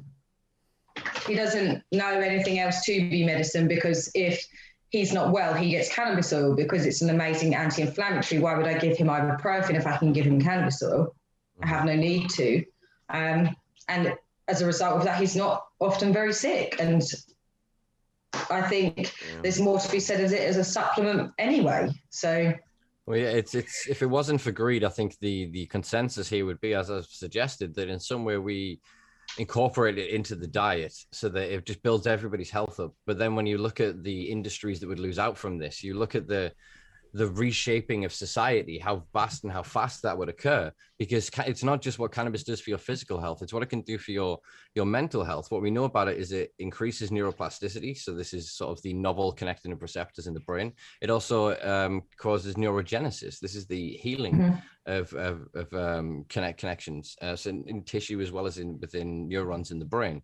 So I think there is an argument to be said. And again, I'm always often called an extremist and conspiracy theorist anyway, but I think that within my lifetime, there will be a consensus that the consumption of cannabis is an essential base nutrient that is a requisite for good health. I think that's where we will get to eventually, that it will just be so benign that we'll talk of this era like the kind of talk of alcohol prohibition, and the kind of people like, but how? It's everywhere and it's everything. How could you ever not have it? Do you know what I mean? There are kids born probably today that by the time they hit their teens, when they come home with the joint, they won't even come home with the joint because it'll be so different. The world, everything's just gonna be. They'll be taught it in school. Hopefully, if they do it right, drugs education won't be fear and propaganda and going, if one pill will kill you, and if you take this, then you'll end up doing this, and none of that shit. It'll literally be, these compounds exist. You have to be this old to then access them. At that point, make rational decision about any drug you should be making. This is the thing, that people have a whole and ah about an educated decision about weed or whatever. but they won't have an and about Tramadol, you know, or something that the doctor gave them. It's a very strange place, but like you say, hopefully when our children grow up, they will have a different mindset. I do really genuinely hope so. I hope that if I ever have kids that they'll just bring me back some stuff, whatever they get. Bring it back for me too. Share that shit. Share. I taught you to share. I've just got to let my dog out. You'll have to edit that. That's okay. We'll leave Sorry, that. he's- Leave No, that in it's- for the old crack. I'll take the opportunity, since Tramadol was just mentioned, to read off some statistics. 2016 to 2019, total number of deaths in England and Wales: 184 in 2016, 185 in 2017, 220 in 2018, 201 deaths in 2019. Tramadol. That's just one drug. Yeah, and you think of how And they got a cupboard full of them different type of things. Well, as I said, Tramadol was one of the drugs that I was kind of first introduced to as a youth because it was quite an appealing color. You know, it comes in boxes and strips, so a lot easier than to sort of fiddle with. And noticeably a much more, because again, I'll admit, I was an addict as a kid. I was highly abused. I was a very destructive child, so it was a way of me dealing with my sort of trauma as a youth, you know. And I found that Tramadol versus codeine made me very itchy, and I couldn't sort of, and I very quickly identified certain things, and I couldn't even pronounce the fucking words, you know. And then as I got older, I got smarter to it, and then I sort of just trade other drugs, trade like street illegal drugs with people who get prescribed pharmaceutical drugs to do those sorts of trades. And for years, they had this huge grip on me because of the power and potency of them. Whereas a lot of the other sort of street drugs, as it were quite benign. Even a powerful LSD experience in terms of what I could lose a day to it and then come down and be quite happy, get on with my life. But then if I was then gifted a couple of boxes of something like Tramadol or whatever, or fucking benzodiazepine, you could lose weeks to that. You know, but this is what they give my kid. They give my kid this shit, and it's like, look how addicted you get to it. But not just of the behavior, the behavioral changes of it. So I live in a very impoverished area as an adult, you know, and so some of the communities that I've interacted with over time, they would have things like, they call it valley rage. So when they take too many benzodiazepines, it would change behavior, and people would have a predisposition to be aggressive towards each other, to the point of people at session and then go, I'll not see you for a couple of days, stay away. We'd have Wednesday Wednesday blues, which was then after the weekend of taking ecstasy, when everyone's serotonin was burnt out midweek, when people would check in with each other. People understood and played with whatever else, because it was the only way we could pacify cultural, spiritual, individual, social traumas and pain and anguish, and then mainly the existential crisis. The generation I grew up with, in the area I grew up with, we had fuck all. There wasn't apprenticeships, there wasn't investment, there wasn't anything. We was on the tip end of the Tories' hatred for the Northeast, for the mining communities, you know what I mean? So these drugs were fucking everywhere, and the doctors are handing them out like Skittles, while then we're missioning down the street with a little fucking 5-a-bit attack, and you disappear for months. You know what I mean? You go 6 months, you go a year. So then what does the community learn? These are the drugs. And not only that, then when your parents, when your community leaders, when people that interact with you go, what are you consuming? Oh, that. Oh, well, that's all right. I mean, you shouldn't have access to that sort of thing, and keep it away. Whereas then, oh, you've had a bit of cannabis. Oh my God. The juxtaposition between the harms, the actual physical harms, and the potential benefits of these things is fucking ridiculous, because Tramadol, paracetamol, ibuprofen, whatever, they are created for single symptoms. They are literally, they have gone through unbelievable amounts of research. They have taken natural compounds that were used indigenously in first world cultures to treat every fucking thing, because they understood how to use it specifically in certain circumstances. We mass produce it to a point where we have to ban or restrict you from only buying 2 boxes of paracetamol from a shop, because too many of them and problems, you know what I mean? But it's dangerous. I mean, I had back in November, I had some severe tooth pain. It went on for a long period of time, and all my doctor said was basically, I mean, there was nothing that could be done to the tooth. It had been taken out. I had nerve damage. And so it was horrifically painful. I couldn't function. And he was like, here, I can't remember what he prescribed, naproxen. So that's the anti-inflammatory part. So take the naproxen, and then he gave me some high pain relief. The naproxen swelled my body out to the point like I had sock marks, you know, like on my legs and stuff, which is actually really dangerous. And I was so out of it from all the pain relief and all of that. Now I think about it, I was in an absolute state. Like, I would walk up my stairs and I couldn't breathe when I got to the top. And that was the pharmaceutical drugs. It wasn't my pain, it was the pharmaceutical drugs causing these. And I had to be on them for about 3 months. And I was so conscious of getting addicted. And it's so easy to see how people can get addicted, because I used them on and off for 3 months, and I tried to be as lenient as I could. But by that point, I'd got used to using them.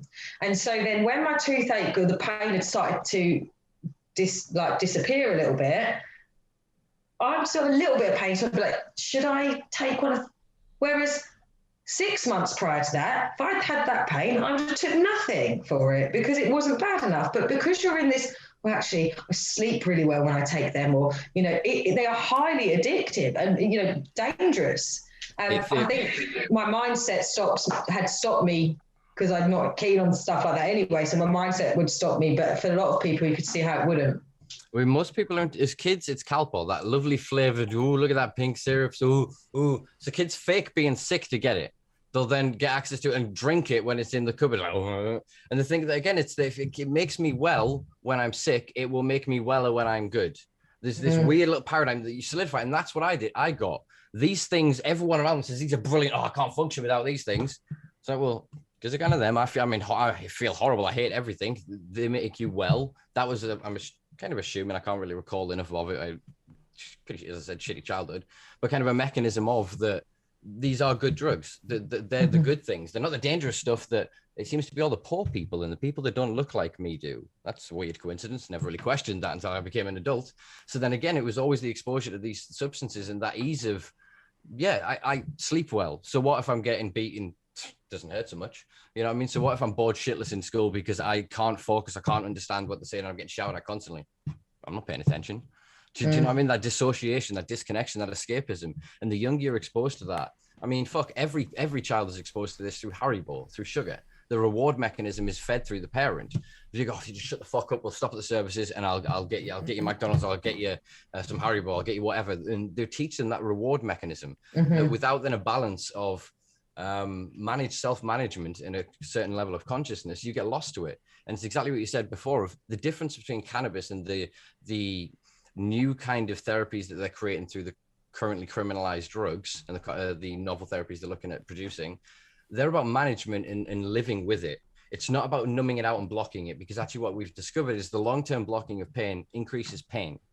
So we know this with heroin users. When they withdraw, it gets to such a point of sensitivity that the wind feels like somebody's trying to cut your arm off.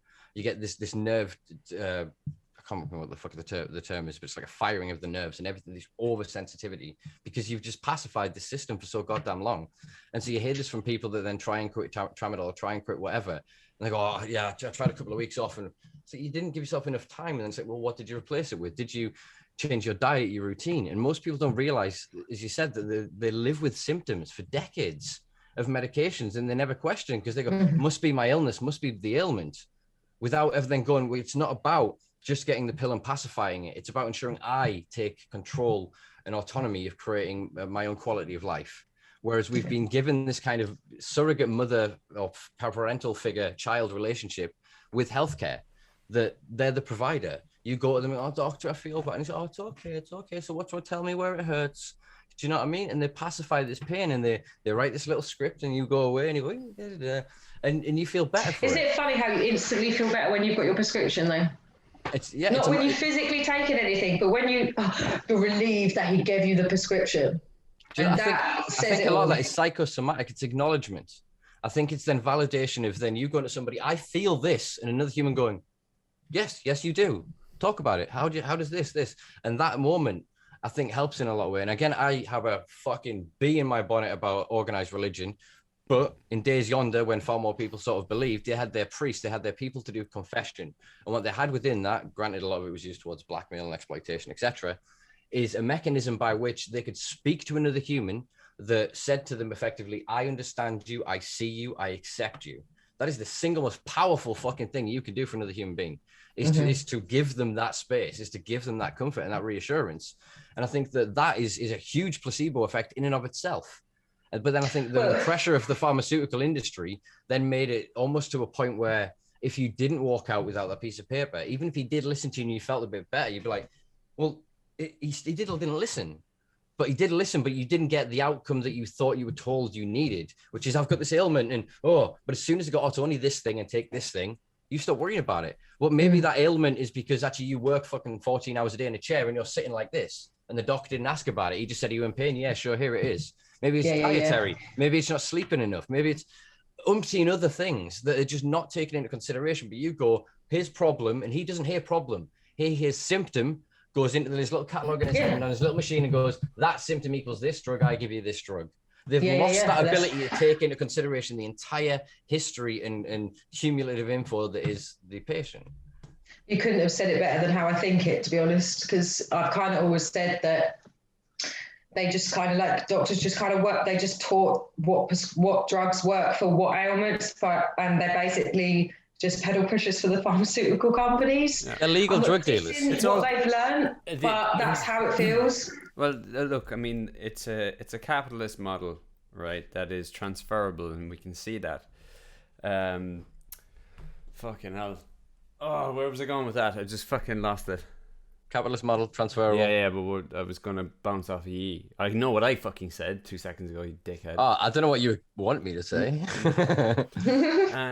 No, I was in, like, so there's so much pressure in every facet, in every system that we design that everything becomes transactional, right? To a point when you were arrested, do you know what I mean? To a point where the lawyers that are supposedly in there defending you when you're arrested, they're bartering with each other. They're fucking, do you know what I mean? They're essentially trying to move work off of their plate. It's processing. It's transactional.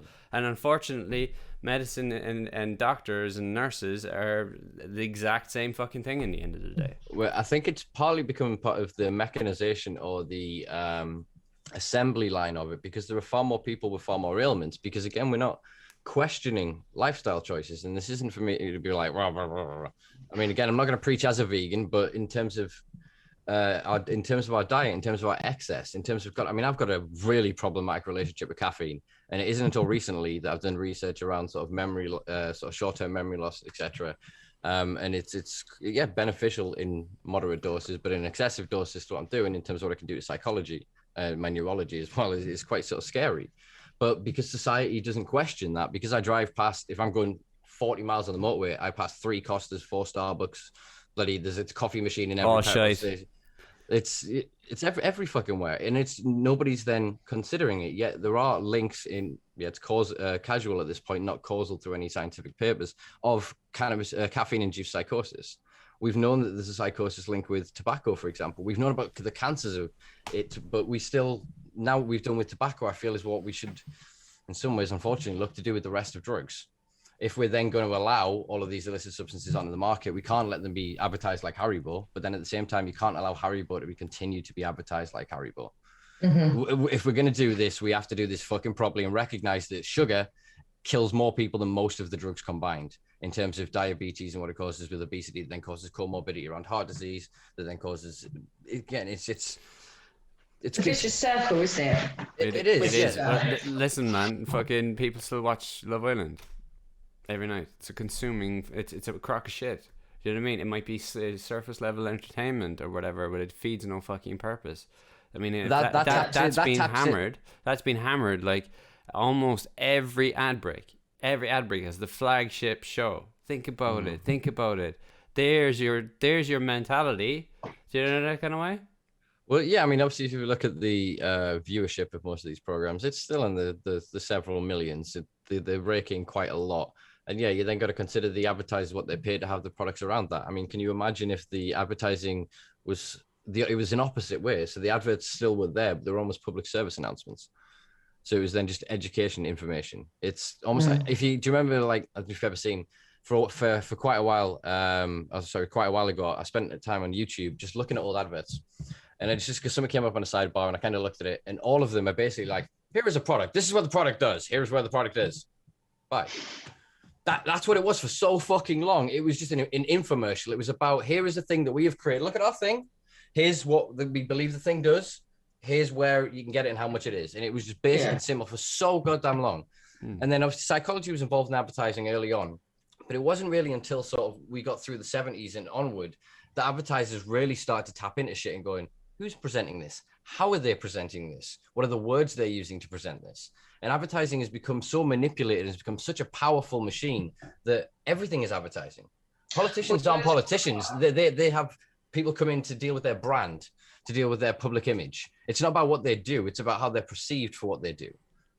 I was reading something the other day about similar type of thing. So like on obviously the tobacco pouches, they put all these images now of like your lungs dying and you like these horrific things like holding a child smoking a fag in its face, which I don't think anyone really does, but not anymore anyway. I know, definitely not. I was gonna say I've got a photo of my nan doing this. Yeah, my nan years ago, but it doesn't happen now, does it? So but what the point is that I was reading like what makes people do things, what visuals. And actually, they've done this really well because they've acted. So they've gone, right, everyone's moaning about how much tobacco kills people. We make a lot of money off tobacco. How can we appease the people that are moaning about it being dangerous, but also keep it on the market and keep our sales up? Let's use these images because they're pretty much useless. Mm-hmm. So to the smoker or to anyone that's buying the tobacco, it's something like 4% of people will give a shit about that image because it's not the type of image, it's not the type of advertising, it's not the type of image that actually bothers us. Yeah. So they go blind to it. That has not been done by accident. That has most definitely been done to keep sales up, act like we're doing something, It's going to be like that the world around. It's compliance.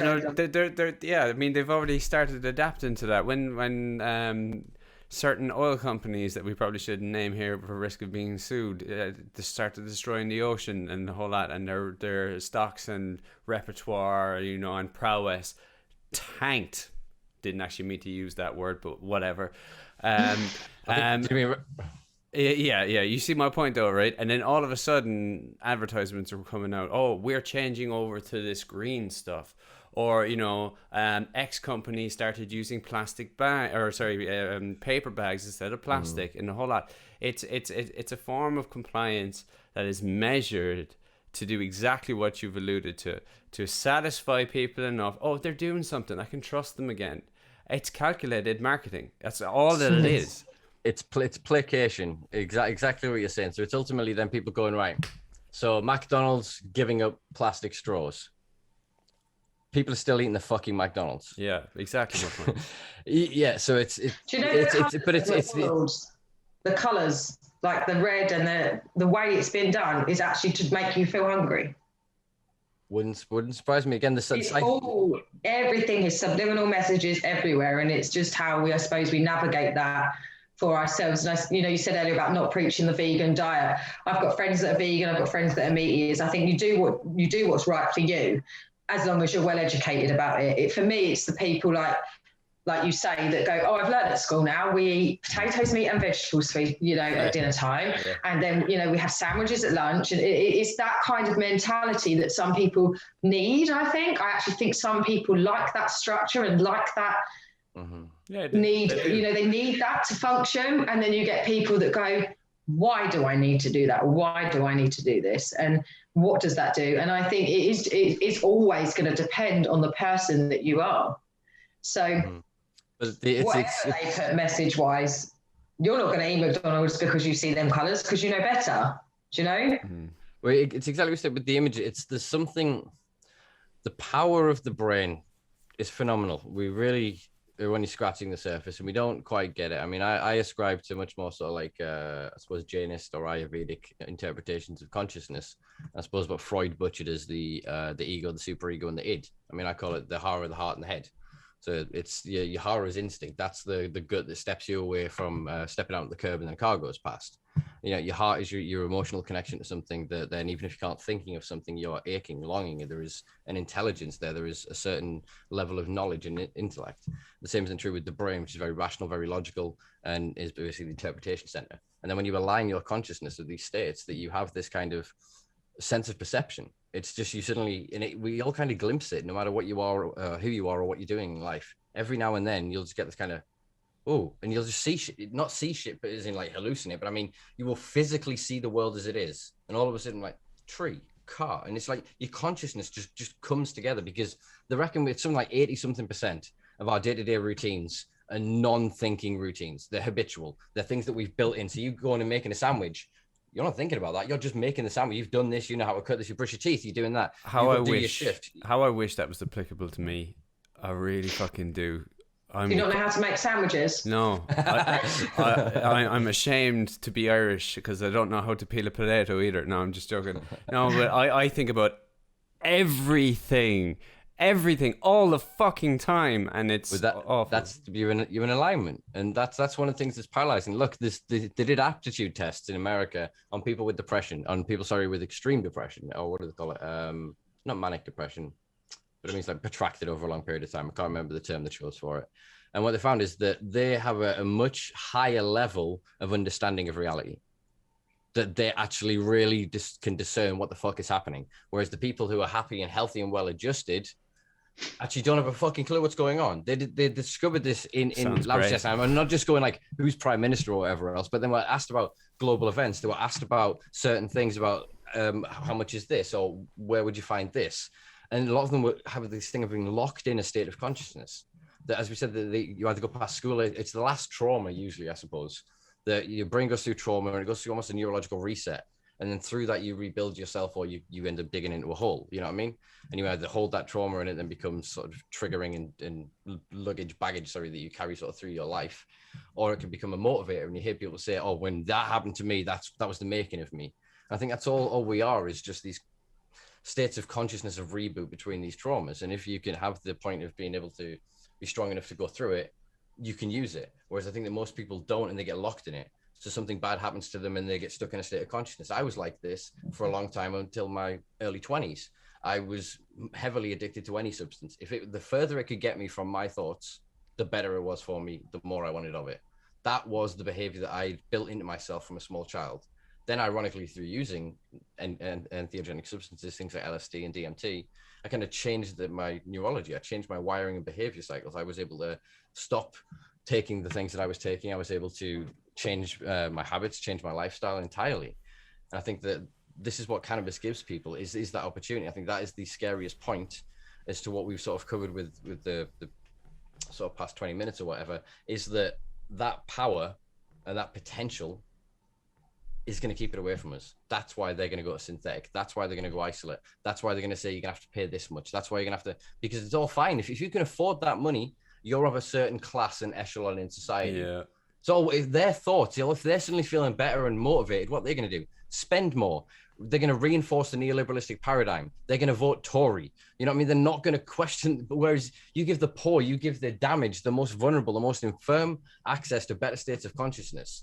They're going to try and better their goddamn lives. And when the bottom stand up, the top topples. So it's always going to be a pay-to-play system unless something drastic happens, unless... I mean, fuck, if it isn't children, if it isn't time after time of child after child after child being marched into 10 Downing Street, what the fuck is it going to be? They don't care though, do they? Let's be honest. No, they fucking don't. Absolutely Me taking not. my child to there, they just think, oh, I've got 10 minutes out of my exactly. day. That's it. Exactly, that's all they think. And that's why, that's another reason that I just thought, what am I doing? Like, I'm obviously going tomorrow and I'll see you guys as Simpa there. And I just think, I'm going tomorrow because I want to talk about the situation with the children. I don't actually think me standing there, they're not going to care. They've never cared about the kids. They've never cared about anybody. They just, it's insanity. They're locking sick people up that are producing cannabis-based medicines for themselves. The whole system doesn't work because they haven't as well worked out how they make money from this in the best way possible yet. Once they've worked that out, they will drip feed us what we're allowed. Yep. And that's just the way it's going to be. And I think so what we have to just continue to do is just look after ourselves. And when I say ourselves, I don't mean our physical self, but our community, and keep talking and keep trying to change perception. And I feel like that is all we can do, is keep going. I think, we're in a weird position, again, to recall the conversation I had with Tyler of saying, we were saying we're not in the same position we were. We're not trying to get awareness and attention. The attention is there and the awareness is there now. What we have to do is guide through education, knowledge, and through sort of signposting people towards the right things. So they'll discover the truth and not be taken in by the snake oil salesman, by the con man.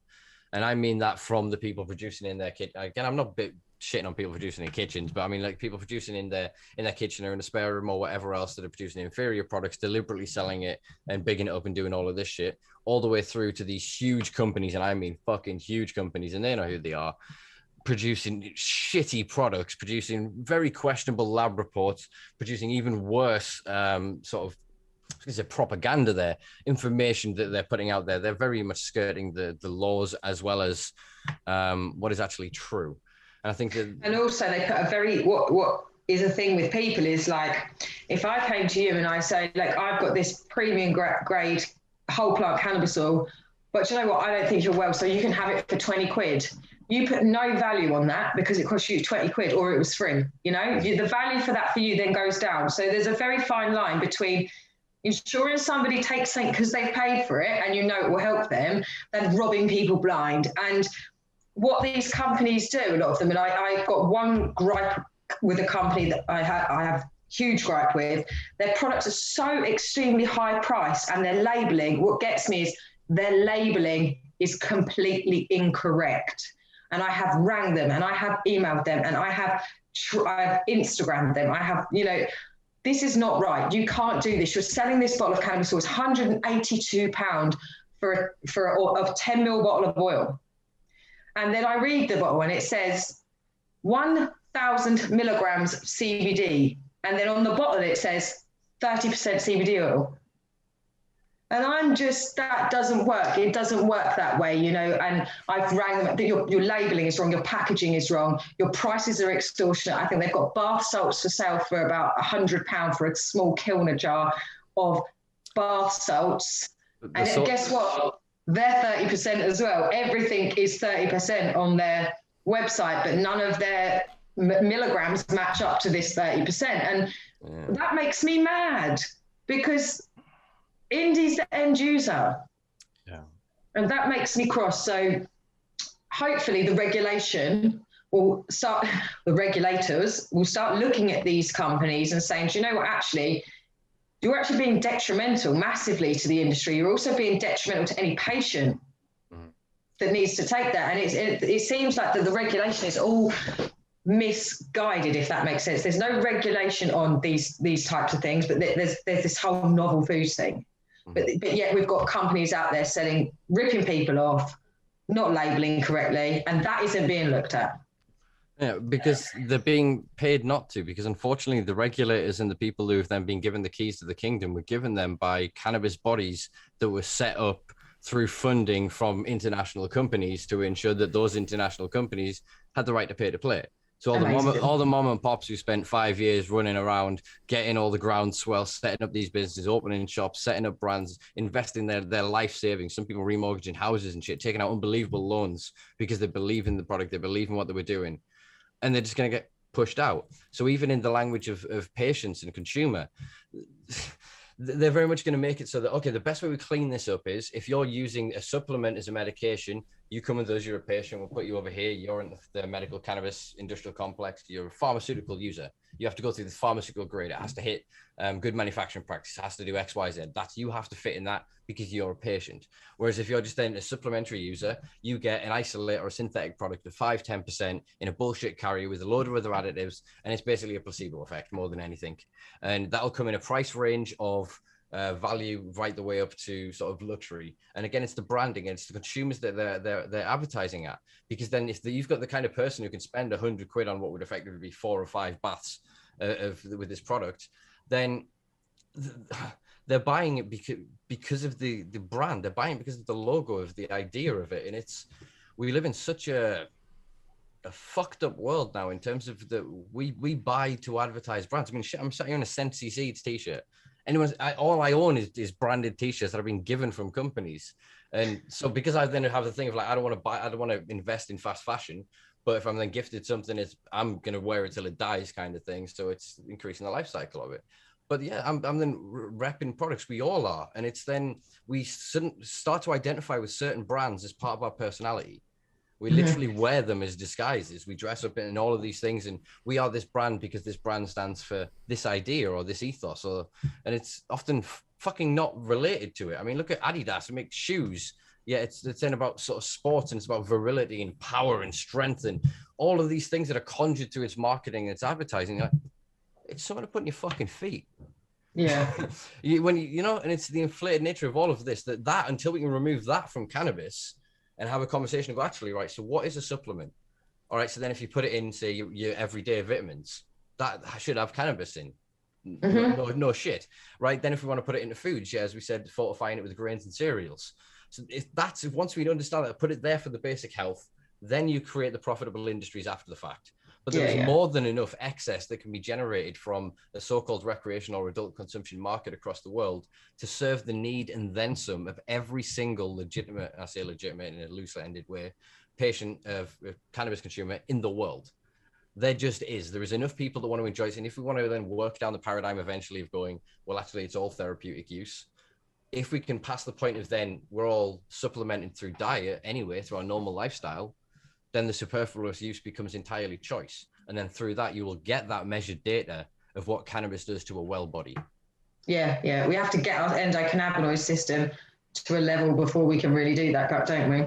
Yeah, but in order to do that, that means having a conversation about, well, what's potentially harming it? If we produce our own endogenous cannabinoids, what is causing these systems? And then when these systematic failures, then you have to start having conversations about the fact that we eat a credit card size of plastic every week, that we have BPZs, BPAs, other endocrine and highly carcinogenic products breaking down in our bodies.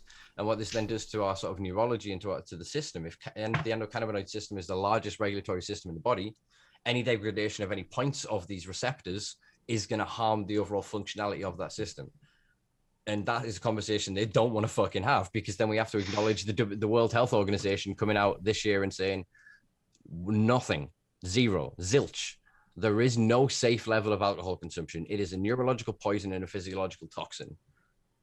Yet the industry, then proudly on Radio 1 yesterday before the football, they went, England fans will drink 61 million pints during this game. And then they put glitter on the bottles for advertising and make it look pretty. And you're going to have this beautiful body if you drink Malibu. It doesn't work like that, It's just the juxtaposition of it. Yeah, the alcohol can sit on this pedestal, can be so such a cornerstone of our society, and yet then we're labeling tobacco the way we are. Yet we've only just come out of quite a strong period of, I guess, fat shaming, for lack of a way of describing it, where it was almost culturally appropriate to bully and berate each other for our physical appearance. We still do that in a lot of ways because people are still shit. But I mean, in terms of the mass media, it's now a lot more accepted of varying body types. And I think that with that opens up a whole new realm of understanding of what then health is. If health isn't just your skinny kind of person, what then does this mean? And again, that kicks the door back open to then cannabis, because if this is the largest receptor system in the body, we can't do anything without it. Yeah. So I think that every conversation leads us back to cannabis. Anything we do with health, anything we do with environment, anything we do with because we're not substituting, are we? So we're always got that deficiency, so we can't actually tell how well we are until we have our body. What my friend describes it as, she says the endocannabinoid system underpins our immune system. So if your endocannabinoid system is not working, your immune system is not working correctly to its best function, however you want to look at it. So it starts right back there from, let's underpin the immune system by underpinning the endocannabinoid system and watching all the systems then work together in a much better way. Naturally, we're all going to feel better. I would hope so, but without being too pessimistic on an endpoint with this would be, unfortunately, a lot of the data and information and new knowledge that is being discovered is in laboratories in these huge, huge pharmaceutical companies. That's not going to see the light of day for a long time until they've got a patented compound, until they've got something that they can market well.